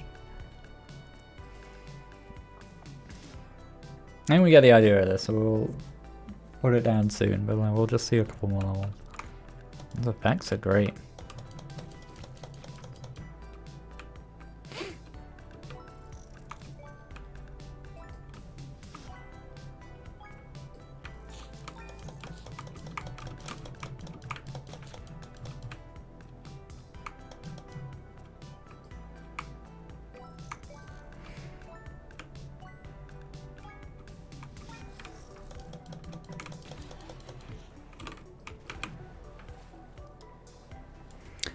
Is there a context to all of this? Like, what am I doing here? I'm just running around scanning planets and attacking alien things. Am I trying to get somewhere, do something?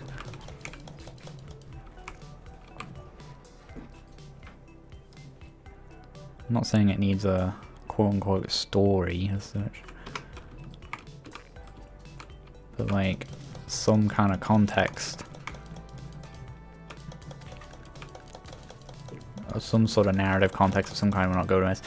I like the smoke particles in theory, but they do kind of make it just hard to see. And like when you've got a kind of weirdly complicated machine and the angle and stuff that you're at matters, that can be a little bit annoying. I'm just determined to kill everything with a stupid sword now though, so I'm just running into things.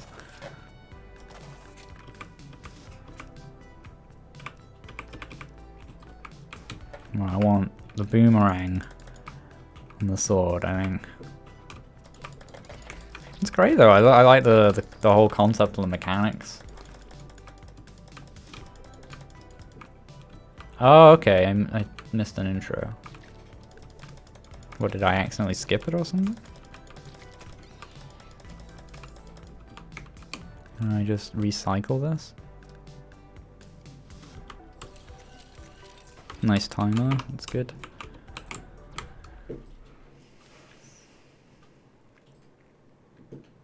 Lost in space after an incident. Okay. Right.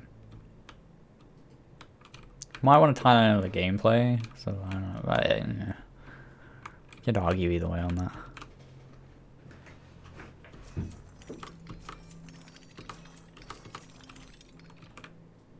I would have spent all my money on repairs. Who needs upgrades? Oh, I kind of want a machine gun. That sounds great. Or a laser shotgun. Hold up. Can we, like... I don't know if I want to just be increasingly big, so let's just... I know it increases our max health, but... Let's think a bit more about this design, shall we?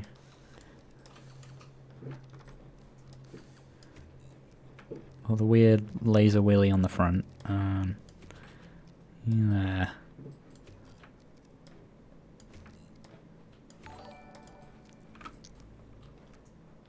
Okay. Oh, they shoot out sideways now because of that. And they actually push me that way a little bit as well. How do we feel about that? But still, that's a little bit more. It's got like weird actually, just like because of the way the thruster stuff works, controlling it with WSAD that strictly moves me in that way. I think it's the right way to do it. I think it's actually more intuitive, but I keep expecting it to work differently. Like when I keep expecting it to have like asteroids controls, like where I press forward, I'll thrust forwards, you know, rather than up. I think I prefer it the way you've done it here, though.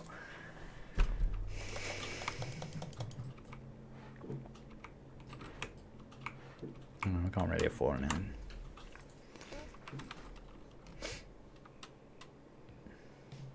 Does anyone have a game that... I think this is our last game, isn't it? Oh, no. Oh, yeah, it has, because the other guy's gone, and he wants to submit next time. Shout in chat if you have something you want to submit. And, oh, did I miss something as we came through to here? Again.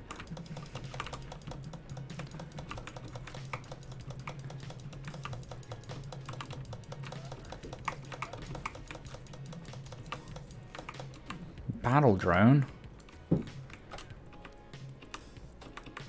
I'll keep the sword. But we'll deploy the battle. Oh, does it deploy itself? It does. That's exciting.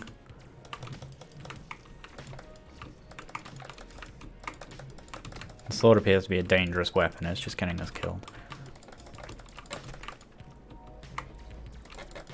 Just trying to shoot these boomerangs from the side, though. It's a little bit... Maybe we should have used the other weapons.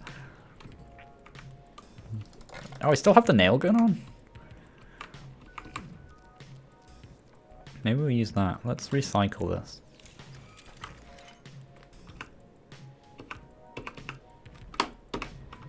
And this is me all just assuming the basic weapon is obsolete now, but maybe actually... Like, I remember that being actually pretty good, even compared to, like, the nail gun. It's not, no, this is a Unity game. It's very good. Oh, another body part? Can we just, like, carry it in our cargo? Or do we actually have to have it on the ship?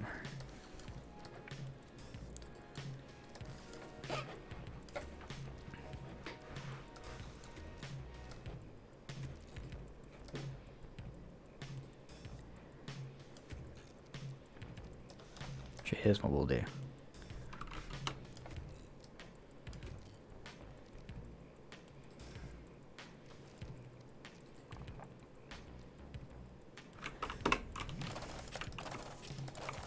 Oh, I always like this concept of little modular ships. Like, it's been done before, but this is a cool little execution of it. All these things explode, and I don't want to use my sword on any of them.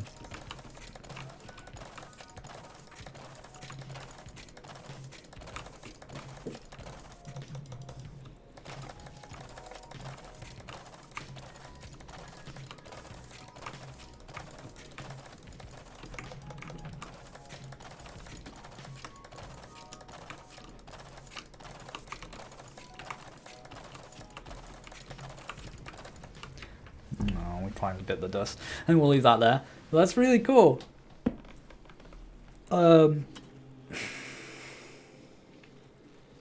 Yeah, I think sometimes all the smoke particles and stuff make it a little bit hard to see, and it feels a little bit too much. But generally, I like all the feedback is great, all of the visuals are great. Like I like the way it controls. Generally, I think just the up, down, left, right thing, like it not actually being super thrust dependent, is actually good. It's a little bit tricky to get used to initially, but I think it's a good way to move around. To feel a little bit like you can just sort of play the arena shooter part of it without worrying about just the awkwardness of controlling like what people would, I guess, normally do with this kind of thing, which is just make it like thrust, like physics based like controls.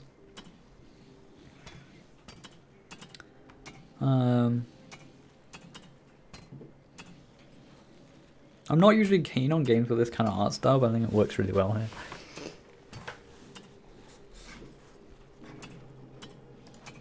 And the menus are great as well.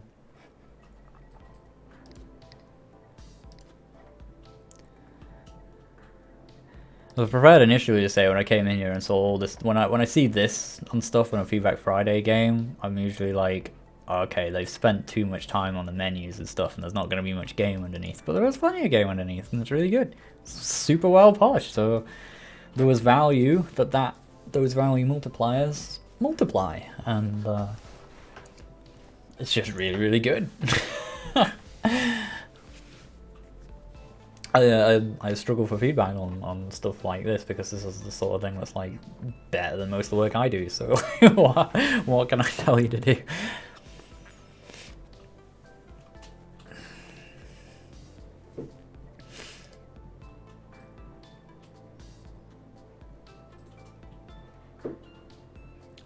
I think they're contextually weird, but I don't think that's a big problem because the whole concept of a top-down space game is already contextually weird. I don't mind the space walls in the playability. In fact, I thought that was kind of interesting.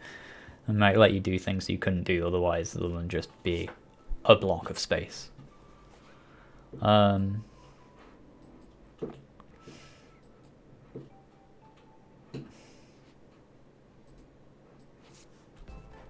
Just trying to think of anything else I can say.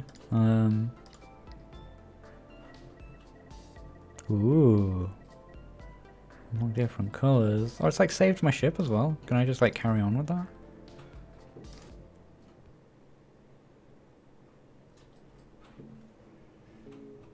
Like it was showing the same ship I had. No, we started fresh. Okay, abandon run. Oh no, it wasn't. It just looked a bit like what we ended up with. It's just a demo ship. Okay. Yeah, it's difficult. Yeah, so I think it's fine to lean into the idea that none of it makes sense and just have magic space walls. I totally respect the walls. And that's fine. Oh, model as well. Ooh. Ooh. Yeah, this is great. Just two of you on this as well? Man, this is really cool. Commercially, like, I don't know how you find audiences for these kind of games. They feel kind of hard to market, but like, you probably know what you're doing there better than I do. So, best of luck with it. Daily chat, all this stuff. It's got all the things. Tick all the boxes. A lot of hard work. Good job. I don't really have any. I wish I had more useful things to say and things that are like, room for improvements and stuff. But it's just quite good.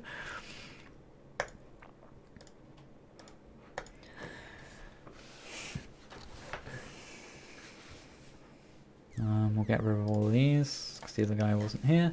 I saw at least one person said they wanted to submit something else. So I'm going to open up submissions. What is it, like 5 o'clock? We'll do like I'm gonna go get a drink, but if we get more than 3, we're only gonna do the 3. I'll just leave it like this, and we'll do 3 at most if people have them to submit, or whatever's there by the time I get back. So if you want to submit now. It's here. Oh. Well, you have less time than you might have thought then, actually. Can't have you not working. Keep running my coat. Yeah, get back to work, Sean.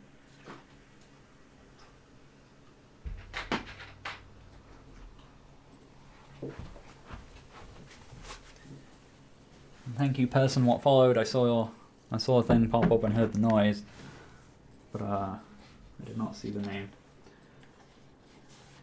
Thank you, nonetheless. Oh, I've got my controller tangled on my chair. Right, well, I'm already back, so I don't know. Is anyone still currently writing a submission? It's like a 20-second stream delay, so I'll give that one a bit of time to.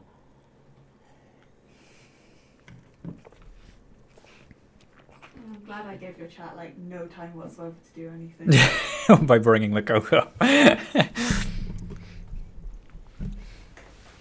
To be fair, I don't know that there is actually more than one. I knew one guy said he wanted to, and he might have been. Oh, that's 2. Mm-hmm.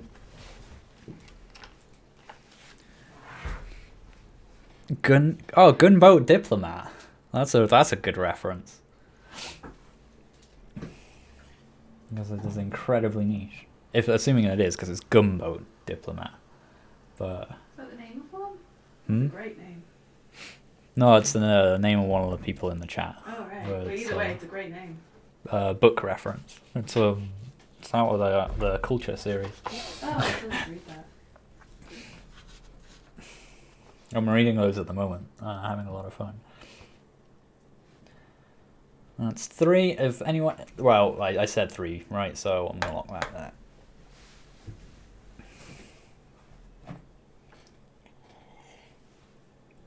It's cool because I have just recently started reading that. I read Player of Games, and I'm reading like one, the first one at the moment, Consider Fleabus. So that was a proper, Captain America. I understood that reference moment for me.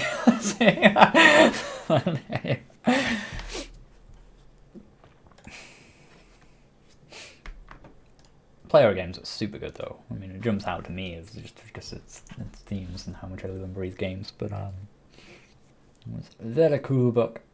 Anyway, books aside, we here to do video games, and we got 3 more to do. 3. I was quietly hoping for like 2. But we'll do 3.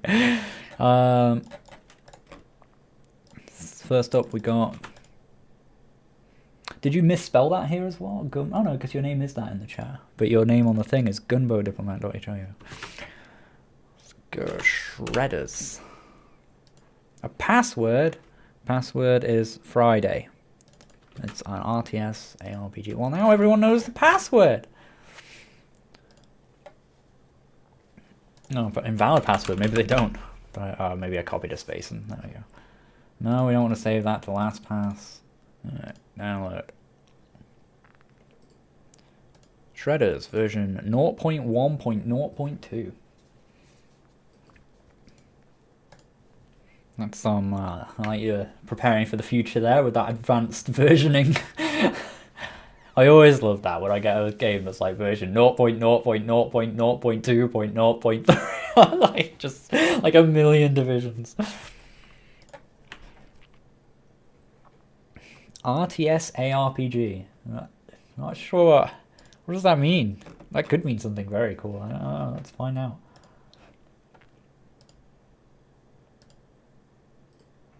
But then you said it's super basic. It doesn't sound super basic.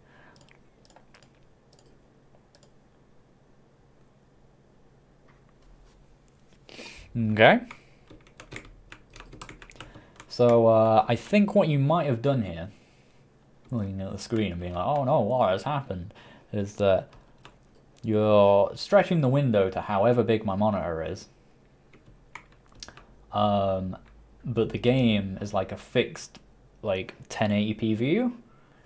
So you can see how like my screen is like 2561 1440, right? So it's like bigger than that. Can I? Is there any way for me to like fix that? We like window. All right, we'll window mode it. Because then I think I can just like maybe how big does this go? No, it's too much.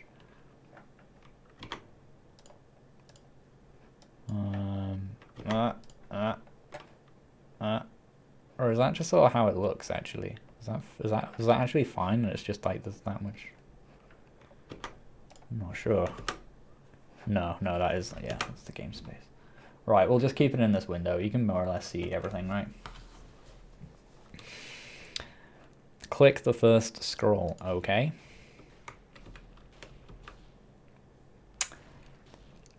What do you think I'm gonna say? This isn't the thing I usually mean when I say that. But what do you think I'm gonna say? What do you think will be my first piece of criticism of what's going on right now?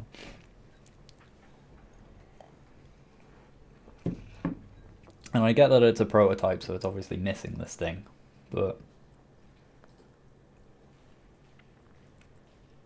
no, I'll show debug. Yeah, exactly what Cardboard Moon says. Yes, I have no idea what's going on.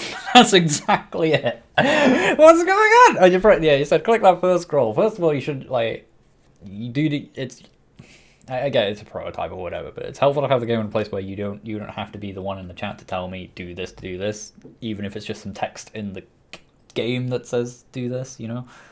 But then I click that and I'm just leapt into a game. I don't know what my goals are. I don't know what the context of anything is. I don't know which things belong to me, belong to the opponent. You said it was an RTS, so I gathered something of that is going on here. But what are the rules? What do I have to do? Am I trying to kill things? What's going on? There's just a big fight happening. There's a ton of numbers happening on the screen. And now there's nothing. It all just sort of happened without me. It's not paused or anything. Like, that would have been an issue even if it was, like, turn-based, right? And it just leapt in and I have no idea what to do. But the fact it's real time, and, like, loads of stuff was happening. Apparently I still have a dude, though. We've got a dude left here. Can we recover this? He's got some numbers above his head. I don't know what they mean. I think they're stats. So he's got 2 shields and a... I'm guessing that's, like, an attack stat, and these are, like, 2 different types of defense. And you can, like, move some dudes around. What's this? Oh, gave him a hat. And let's give him one... I'm gonna guess, like, magic defense? Oh, we've got some other dudes. Okay, can I, like, control group these? Oh no, one is auto put. What? What is that? Oh, is that a special ability or something? Okay. There's an RTS. I want to control multiple things. I have to be able to, like, control group. Like, what are my hotkeys? It's a mouse-only RTS?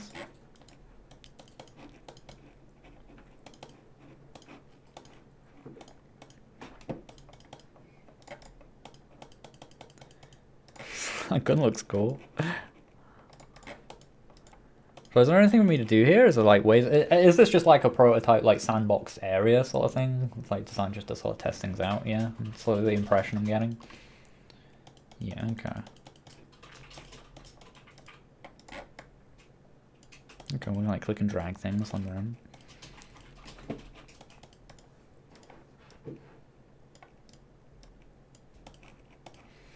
Okay.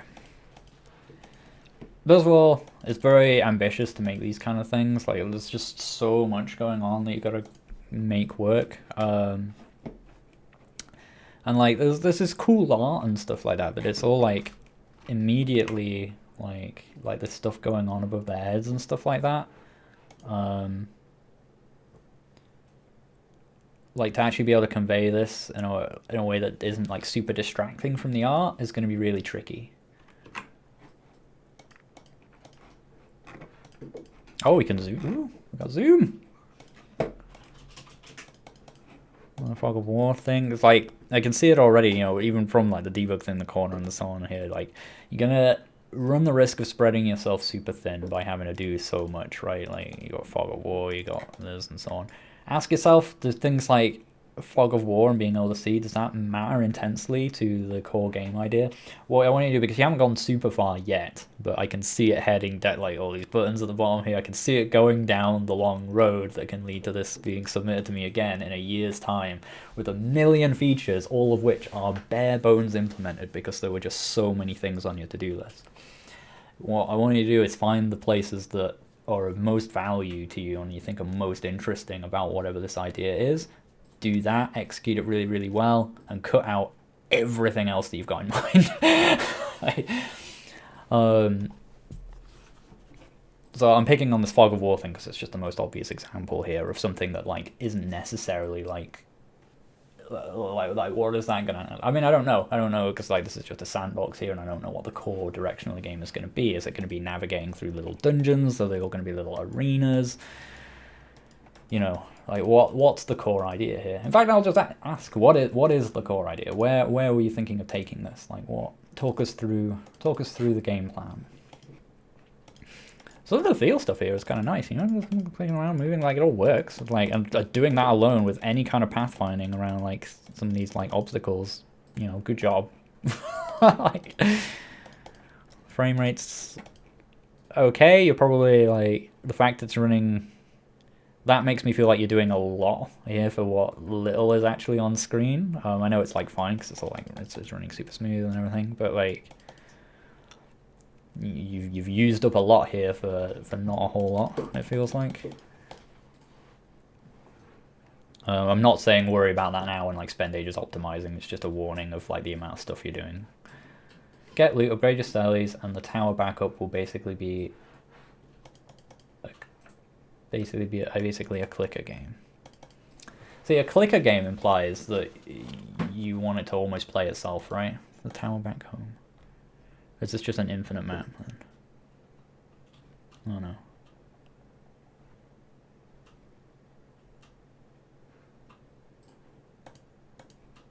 So is it like I mean like the progression though, like is it gonna go from level to level? Is it just like this arena forever?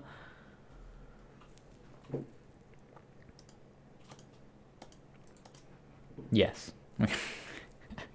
Level to level, right? I was like, which one do you mean? A minimap, how StarCraft? Yeah. Well, this is the thing. It's like it's hard to know. Is a minimap helpful? It depends what you need. Like, you could just stay zoomed out like this the whole time and be like and keep everything on one screen. And then you don't even need to scroll around. Because is the only interesting obstacle that appears just these little blocks or whatever, right? Clicking and dragging them onto there and it pausing while it's doing it is good. That's cool.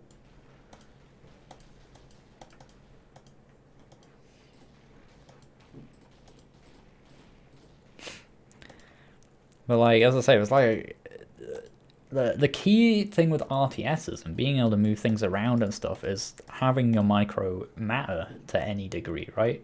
Well, actually, usually it's like one way or the other, or both of like being an economy macro game or being a micro game or being both, right? Which is this? Because this, as I say, if it's like a clicker game, that's fair enough if it's just like a thing of optimizing numbers and stuff over time and more or less watching it play itself and just sort of getting better numbers. But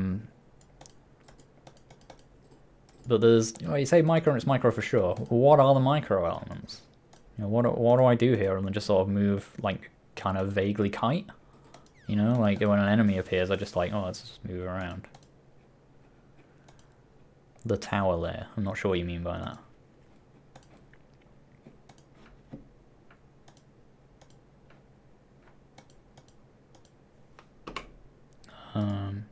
Press enter to quit. Let's bring us back up because there's a whole bunch of other stuff here, right? What are these about? Oh, and also it's doing the screen nonsense again.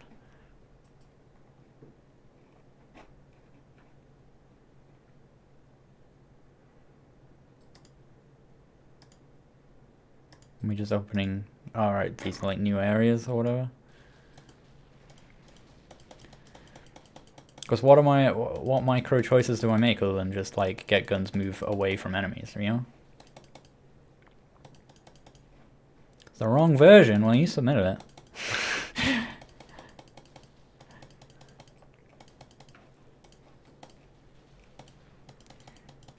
Like, will there be micro to do other than this? I like those placeholder things that are just the drawing. The art's really cool. It's going to be hard to keep it consistent, though. You got to really work and make everything really stand out as consistent. And I think like the drawn fonts and stuff are going to be the hardest part of that, because they're going to stand out as not matching the art style.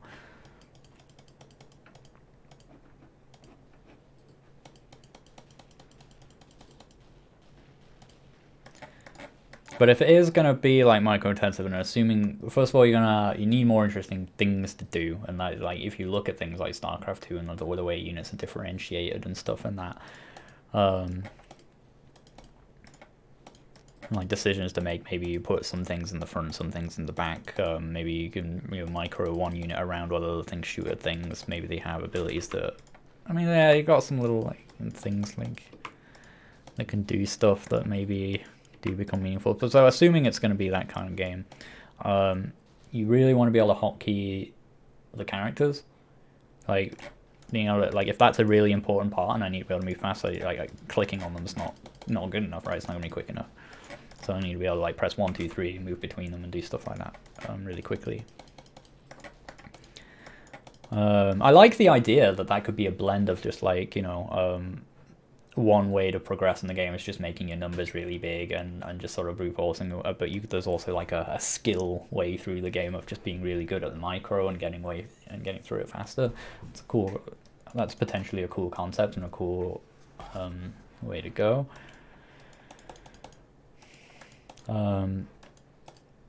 But it needs hotkeys. The thing, I don't think it needs this Fog of War. I think that's just because like, oh, it's RTS and RTSs have that. Like, let me see where I need to go and what things I need to kill. Like, it's less work for you. It's probably was a decent amount of work just to get this going, right? Then does it add much, And be thinking about that the whole time. Like, what does each thing add? I get like different damage types and resistances and stuff. Is probably that stands out as something that would be interesting.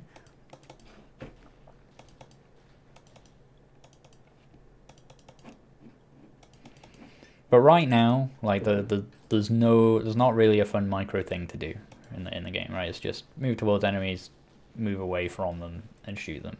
Which maybe that's just where you're up to in the design of it, right? But I can't easily control multiple of them or do anything there. So like getting it to the stage where there's interesting micro things to do and I actually have to do them is important.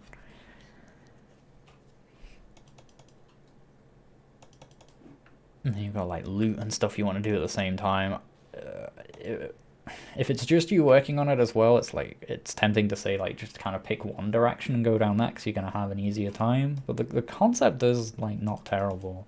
But it's just like it's very ambitious, you got a lot of work to do to make something like that work.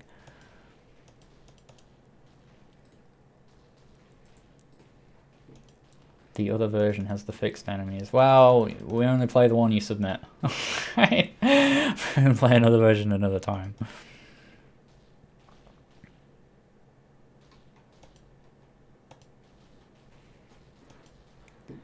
Well, the gun effects are decent, like the hovering around and stuff, like it all looks very nice. I think like the area, I mean, it might just be this area in particular, like all these like little things around are a little bit, just makes it look a little bit messy. Like,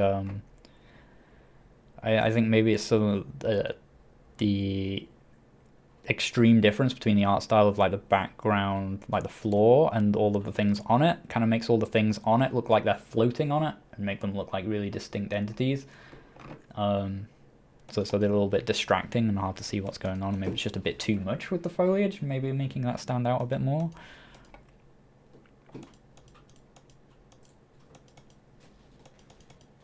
I mean, graphically it's cool. I think you just got to, yeah, and obviously some of the stuff might just be placeholder, but make sure it is placeholder.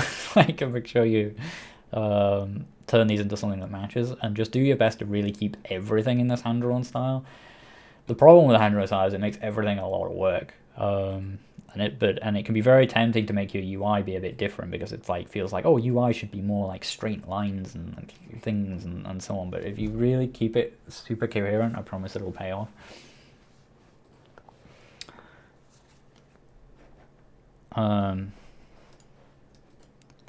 I feel like you could probably get these numbers out of the way, and probably put them somewhere else. Like maybe when you have a guy selected, it comes up on some other UI or something, rather than like just when you hover over them.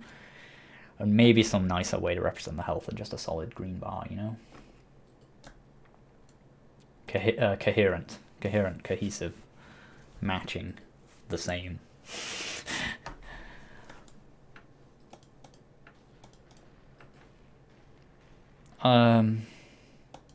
Yeah, my worry is just the amount of work you're setting yourself up for, but I look forward to seeing how it develops.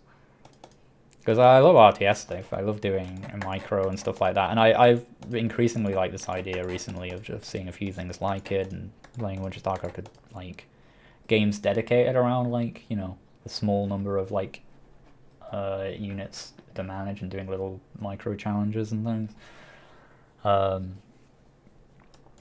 Even though in custom maps in StarCraft 2, those things don't actually aren't often actually very good. But like, I'm interested to see what like a dedicated game focused on it could do.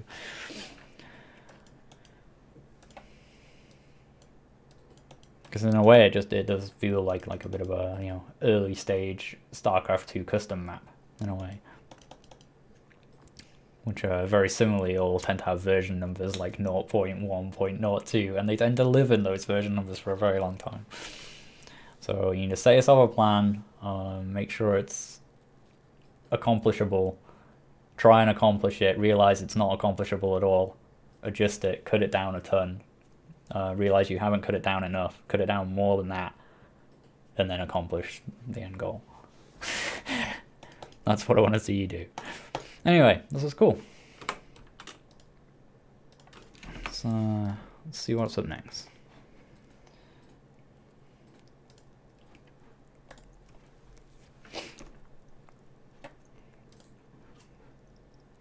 As I say, it's a lesson from university, that from me, when we did the game development thing in our final year, where we had to get into like teams and make a game over the course of the year. And we made like a platformer called Magicraft. It was about like a wizard. It was going to have like 8 special powers, because we had a whole bunch of designers on the team. It was like, let's if we make a power each or whatever, like we can like dedicate like a level or a chapter of the game to being about that, and that's how we can structure the game. It sounded very clever. Then it came down to actually coding the thing, and like there just wasn't the time to do 8 different unique powers that required 8 all the different physics and stuff for each one. So we cut it all the way down to 4, and we were like, we are very smart, we've cut the thing down by loads. Now it's way more accomplishable, and it was, but we should have cut it down even more. It should have just been 1. It should have been 1 power from the whole game. We should have just focused around interesting level, because like any one of the powers could have been a whole game. And like there was things like gravity flip or like telekinesis and loads of different things that we had, and we cut it down to 4, and it was good in that way that we were able to actually make the game. But it could have been so much more if we have just focused on 1 power entirely. Coded it like it would have been, the code would have been done right away. We could have focused loads on the feel of that one particular power. We could have done a whole spectrum of levels that just focused on exploring all the different possibilities of that power. Whereas when it came down to it, it was like 4 like sort of fleshed out abilities that like were only explored for like a level or 2 levels, and then just sort of like, well, now we move on to the next power sort of thing. So that's what I mean when I say like you'll have your plan, you'll need to cut it down, and then you'll cut it down and be like, okay, cool, we've cut it down, but you haven't cut it down enough. You need to cut it down again. The thing is, like, no one ever gets it quite right. Everyone thinks they understand when people say like, make sure you don't overscope or whatever. I'm like, okay, I'm not overscoping. This is definitely achievable. But you don't know what you don't know. You don't know what is achievable, what's within scope, until you try and you fail, and then you get a better idea for it. And then you realize that your better idea for it is still not right, and you have to go down even more, and so on. Honestly, I don't have much of a plan. I'm just kind of feeling out. Yeah, that's not a very good plan. I mean, to be fair to you, that's more or less how I do a lot of my game design, but I do a lot of mine with very, very small scope ideas that I know are only going to have particular limits. They just physically can't go too far.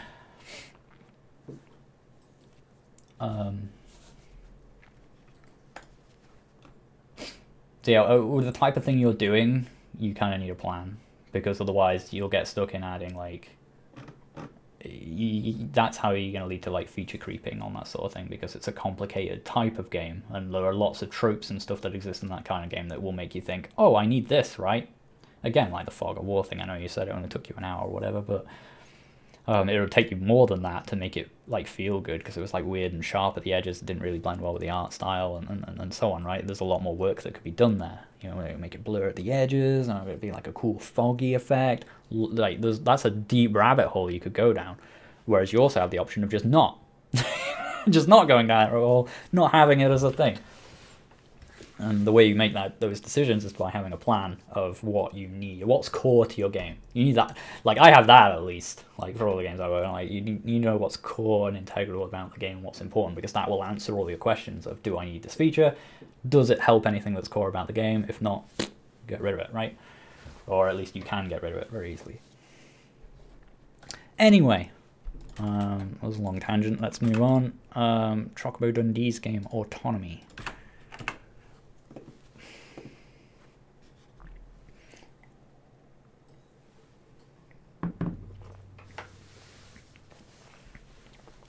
So I know if multi-threading will appear in Game Maker. I don't know. Don't know, mostly not interested.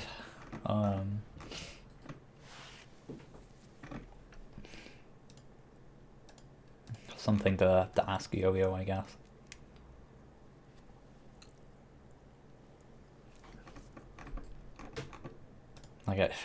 I mean, as a programmer, I only understand the concept of what you mean by that. Like, I don't really even really fully understand in practical terms. But for me, that says something performance, and I'm like, eh.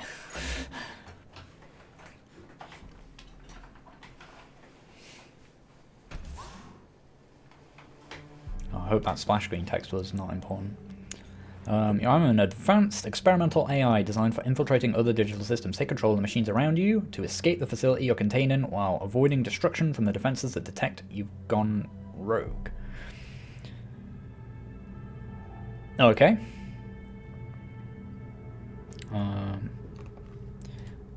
Oh, I clicked and then the objective went away. No. Hang on, we just refresh the page. What are you? Fluff PC boot nonsense. Okay, yeah, so it was.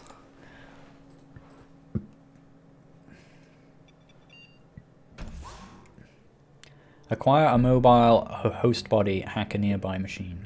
Okay, so it's a bit of an issue that the first time I click or do anything, that goes away, because like, you know, I don't have that much of an attention span. I might just press a random key on my keyboard for any random reason, because there's people and buttons. Very easy for me to skip. If it's important text, you got to make sure that like I do something, like I have to cognizantly like proceed past it, you know, where it's a button to proceed or something like that, you know, it's like press this key, you know, it's like confirm you have read this, you know, type of thing, right? Hack machine, right? I don't know how to do that. H hack interface. Okay, press H, does that. This comes up. Simple machine armed with a short range. You know, then I'm like a brain in a jar that can like possess things or something. I don't know what I press now though.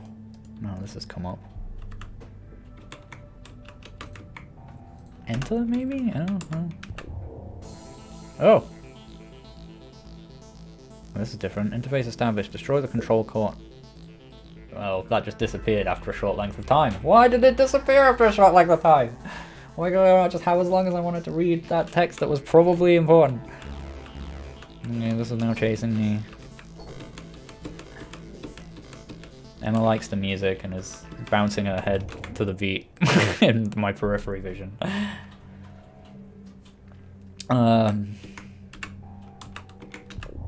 H and then H again. Okay, so I need to know what the controls are, what I need to do. Like, telling me what to do in the context of the game is like fine if it's clear how to do that, but I need to know the buttons to press. Okay, they're on here again, and it's not, maybe I pressed a button and it went away. I guess that was the same thing, because now it's not going away. So press F to aim your weapon, then F again to fire. Destroy processors that are trying to stop me. Okay. Okay, we can shoot those doors as well. Is it real time or what? I'm not actually sure. It felt like this thing's moved after me in real time. Whoa. Or is it like every time I take an action they get a turn sort of thing? How do I cancel that? Ah! What is all this? Oh god. Aim. Cancels aim. Okay. Well, at least this gave us what we were after. Alright. Cycles weapons? Maybe. Just a lot of text and stuff, you know? Can I zoom in on this a bit? Maybe that might help. Or maybe actually... Control Shift 1. No, that's not really any better. No, this is decent enough. Yeah, it is turn-based. Right, okay.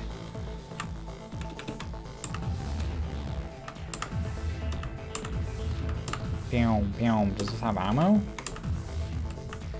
There's just a lot of like, and I get it's kind of part of the aesthetic because it's like computers and stuff, like well the text and info and data and stuff. There's just kind of a lot to throw at you at once, you know. Especially if not all of it is like necessarily immediately relevant or important. Maybe this could come up later. You know, like maybe I just hack a thing and maybe like, I don't know, we unlock an algorithm or something that gives us more info on things later. So I just don't need to know any of this right now, right?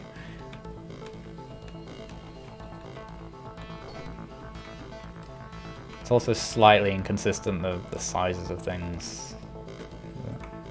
Oh, we can attack by just running into things as well.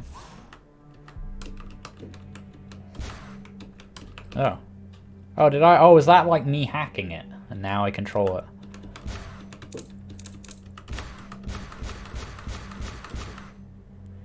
Hack to open. Changing their instruction. Push this instruction block to... God, leave that on my screen. I guess I should know by now not to thingy it, but... X. Oh, I see. Oh no, I've screwed it up now. How do I get out of here?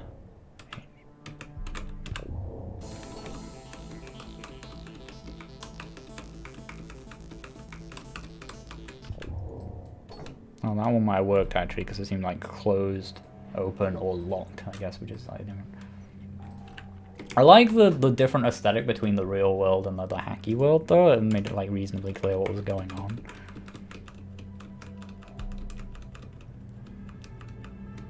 Some dangerous looking barrels. I'm guessing this is like procedural. I'm getting that vibe from the layout of these rooms. Oh god. Well, now I'm just dead. This one's going well for you. Oh, now there's a different robot here.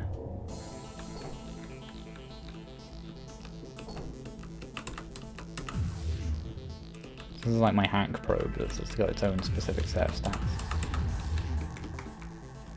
Made for 2021 7-day roguelike jam. Interesting.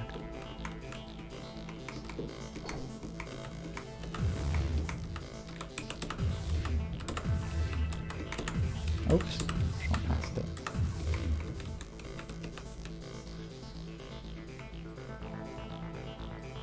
Wait, this isn't a door or something. Why does this one have an instruction block?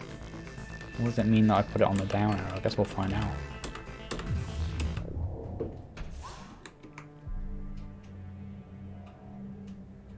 God, I don't know. Routines, J overclock, double speed.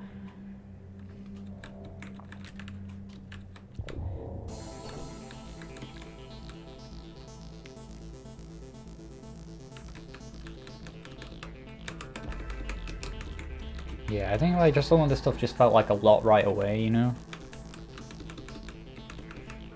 I think maybe like the beginning and the machine you get at the start or whatever should maybe be a bit less random, so it's like you can control the pace of it a little bit more.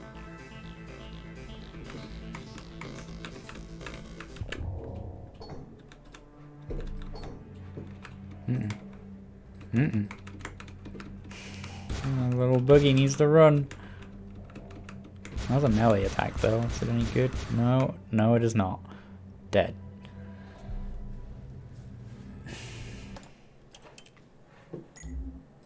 I get the general idea.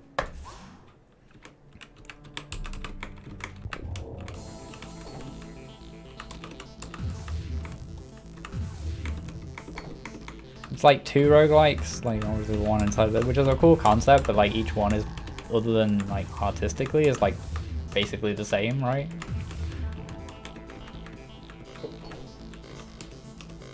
But I like the you know, going in and doing a thing to affect its state in the real world. That's a cool idea. Like the just near the door and moving one of these things onto a thing is the most interesting part of it, I think. But what do these ones do here then?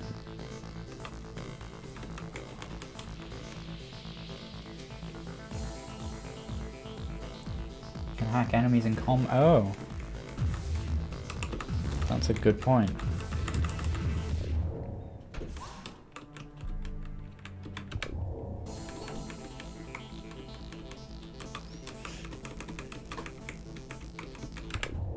I feel like that's not an immediately intuitive thing to work out to do. But if I hack that, do I then like lose control of this one? Yeah, the transitions are really cool. Oops.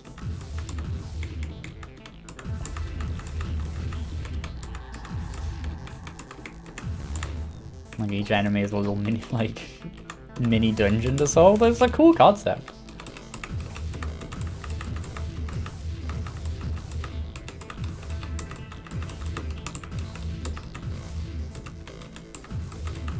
So I hope I'm taking over an enemy that's better, I guess, than me. Or I suppose I could just wait until I'm about to lose a fight and then just swap over to that guy, right? Oh no, he didn't come after me then, so I don't know. Oh gosh. That looks strong. But ow! That was strong! Oh, just killed me like this. I think it's very easy to make critical mistakes, but I guess that's just always how turn-based roguelikes are.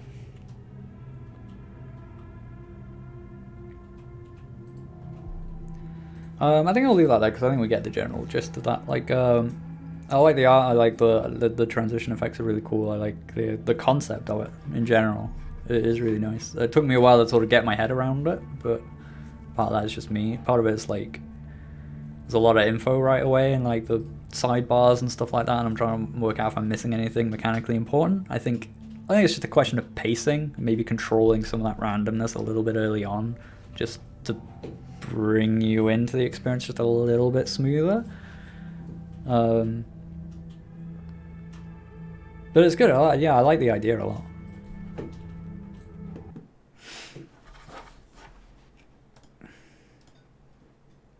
Another 7. Did we play another one by you that was similar? Right. Last but not least, we have Together, a game from Boolean Cub 3. The game is incomplete. I just wanted to know if it is worth continuing development of the game. Well, I don't think you can answer that, but we'll take a look nonetheless.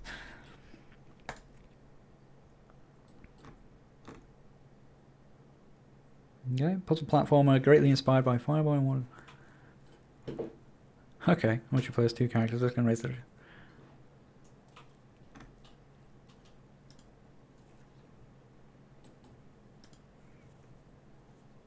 Made it in about 3 hours for a jam. 3 hours! That's not a lot of hours.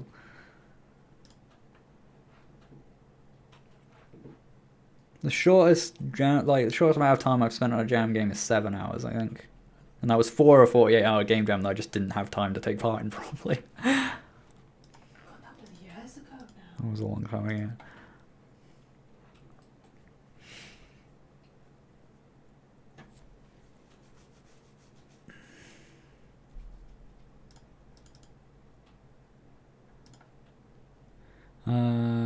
Yeah, okay. Yeah, this makes it 8 total for today, so I'm happy with that.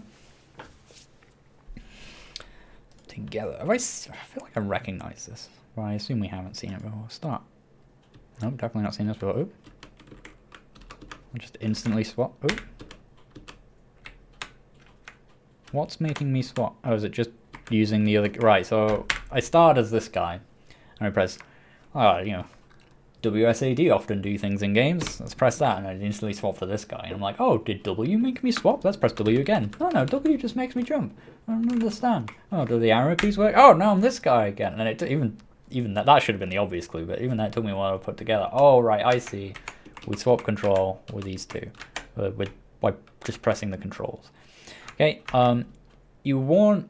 I know, obviously you did this very quickly and stuff, and so it's missing all kinds of things, but like, the key here for this mechanic, first of all, like, it's tricky, not necessarily wrong, but tricky that you can't see where the other character is and what's going to happen when you press that.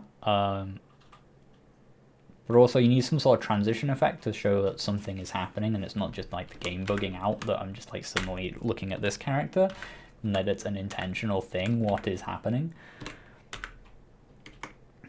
And maybe don't instantly carry out the effect as well. So like when you swap over to here by pressing up or whatever, you maybe shouldn't jump. Maybe even better, have a dedicated key for swapping it rather than like just like whichever controller you press last. Because I know you can actually control them both at the same time, but then the camera gets very confused about which one it should be looking at. So obviously a bit of an issue with this level design here is like, where do I go? What's my goal? Well, there's like a million branching paths and no, like, do I go this way? Do I go this way? Do I go this way? Do I go that way? Do I go this way? Do I go up here? What's this area about? Where am I trying to go? What am I trying to do? I like the look of these characters. They're cool. As I say, if you like later when if you make more art and stuff for this, you want to make it all match. So you want everything to kind of look like this guy with the outlines and that kind of style, right?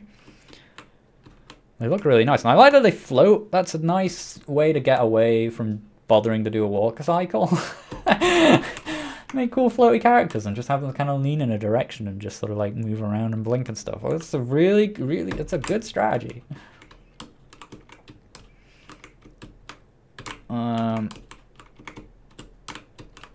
So like this is like impossible to get over, right? Because like think about your jump arcs. Your jump arc is like a long, like tall arc, but your movement speed's kind of low. It has some acceleration behind it. But you see how I'm just like constantly hitting my head off the top of everything? It's a jump arc issue. And jump arc issues can be misleading because they're not necessarily an issue with the arc itself, but sometimes just with the level design. So you can have any kind of jump arc really, as long as the level design supports it. You can just... Generally, like the easiest one to make that work for is one that looks kind of like even height and even width, you know, and goes usually like, I don't know, 3 to 4 character slices of distance. Is a good just rule of thumb. If you don't know what to go for that, and it'll probably work out.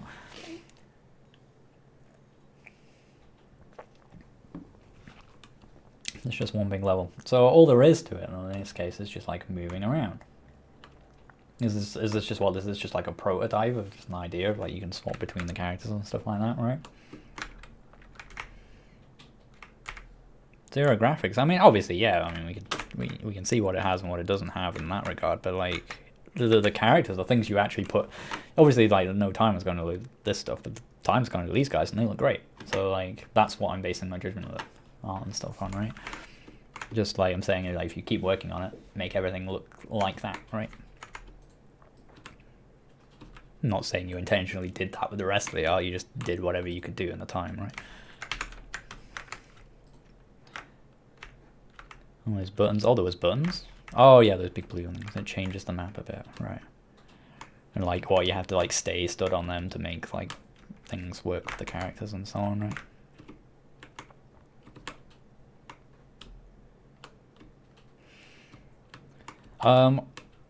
Here's what I would recommend if you wanted to do more stuff with this idea going forward. The character art is great. You're basically just done there.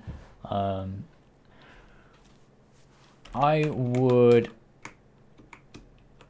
probably argue you could have done with a less floaty like physics system. Like it's very like low acceleration and so on. Like you could have just had like setting speeds and stuff like that. Oh, there's like a kind of wall jump, or is that just sort of an accidental, like getting stuck in the wall sort of thing? I'm not sure if that's intended or not. That's an accident, okay. Yeah, what I recommend doing is actually having single screen levels. So like don't have any like scrolling camera or stuff like that. It's a good way to just focus your level design on the key idea. And it'll make you just sort of design actual like puzzles and things that they have to do. Rather than having like big sprawling levels, you go from one place to another. Just like have single screen levels, you go for a room, go to the next one, right? Or something like that. Go through a door or something like that, right? Or hit a goal. That's a good place to get started. That will just sort of, it's a good way to practice level design, and it'll make it when you start to come and do a game that's like maybe a bit more open-ended like this, it'll give you a better idea of how those are meant to flow. Because you'll be used to designing like puzzle rooms, and you'll make them, you'll just sort of intuitively start to piece together the same sort of ideas.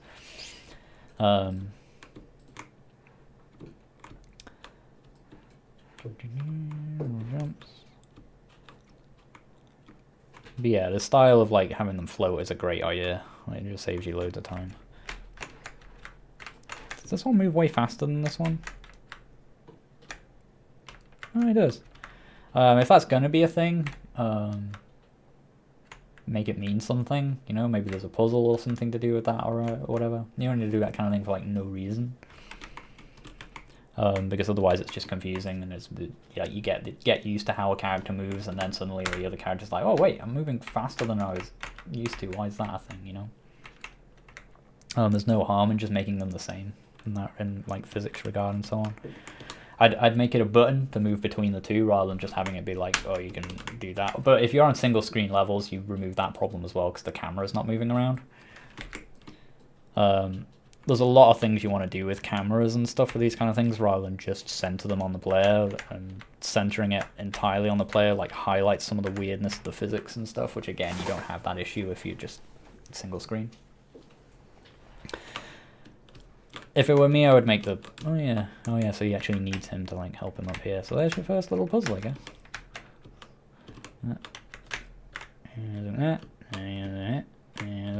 And then you can get to here. There we go, gameplay. Although he can't make it up there now. Oh well, you can only one can go there. Maybe then he hits a button or something down here, and like, bloop, and then you come back to this guy, and he opens the thing, and bloop, and then this guy can get back, and ta-da!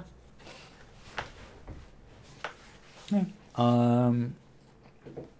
Obviously, it's just really early prototype. I'm just trying to think of other things that like I would think about as you go on.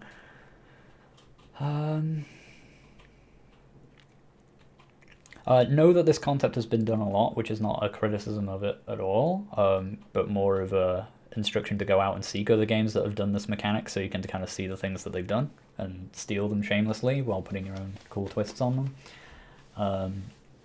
I think you're aware of that because you said it was inspired by a game that you played on a flash site or something like that ages ago, right? So look at how those games work, like the little feel things they do to make things feel better, or think about things that don't feel so good and how you could improve on them. But like the physics are a little, I would try not to be too complicated with them. Like, is this made in Game Maker or is it? No, it's a Unity, right? Okay, that's a little bit trickier. Because it's I don't even really know how you do 2D stuff in game Unity or whatever, and you can sort of see like the collisions of the walls like overlapping there. Ideally, you want a nice tiled, clean environment and so on. It just makes some of this design a lot easier and less like floaty and arbitrary. Good for physics platformers, but then physics platformers are hard, right? Hard to do. Things like Little Big Planet or whatnot are well suited to that. The sort of default and easiest way to make a platformer in Unity. It's a tough place for a beginner to make a 2D platformer, honestly. Not that it's a bad tool for that job, it's just it doesn't solve a lot of those problems in the best way for you immediately. there's something like Godot or GameMaker or whatever it's more suited for that environment, maybe would, because it just gives you more of the tools.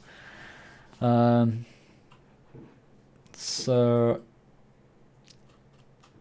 yeah, like being this early on, it's still reasonably worthwhile to consider a change of engine, but like you do use whatever if you're more comfortable doing stuff in Unity, then stick with that.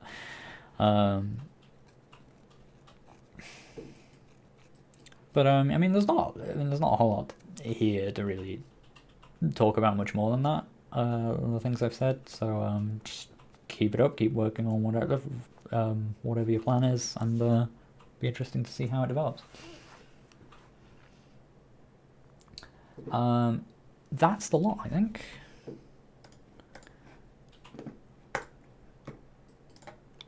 And after that, we are donezoed.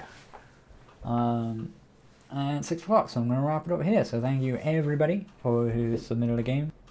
We'll be back next week as we always are. Eventually VODs will show up. There's like 7 of them on YouTube waiting for me to like thumbnail and edit and so on. New ARPG episode just went live, so if you're following that, you can go watch that. And now we'll see if anyone exists doing a Game Maker thing that we can dump all you guys on. Twitch, game development. Yeah, you can't get to the tag game development, and it's so annoying. You have to go to like science and technology.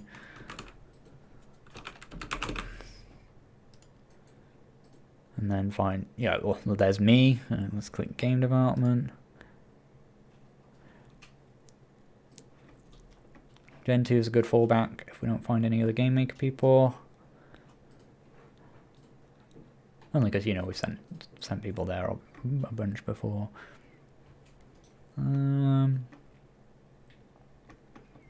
It's the fun game of trying to spot Game Maker in all the thumbnails. No, it's like Unity, isn't it?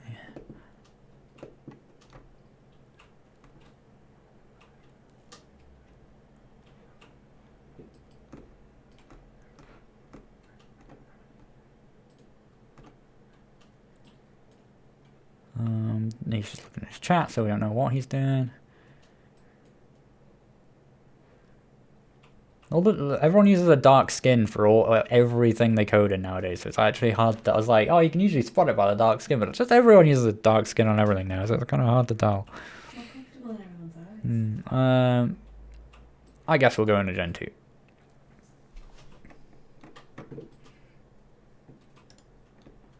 More people run Game Maker, and you'll get raided.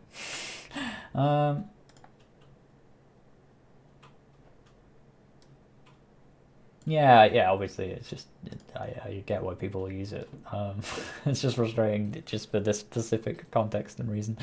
So how do I do this again? /read Gentoo games. 10, 15 viewers. I hope you all, those of you who have been gifted subs or have subs, have your Sean J Pokies and Sean J Lulus at the ready.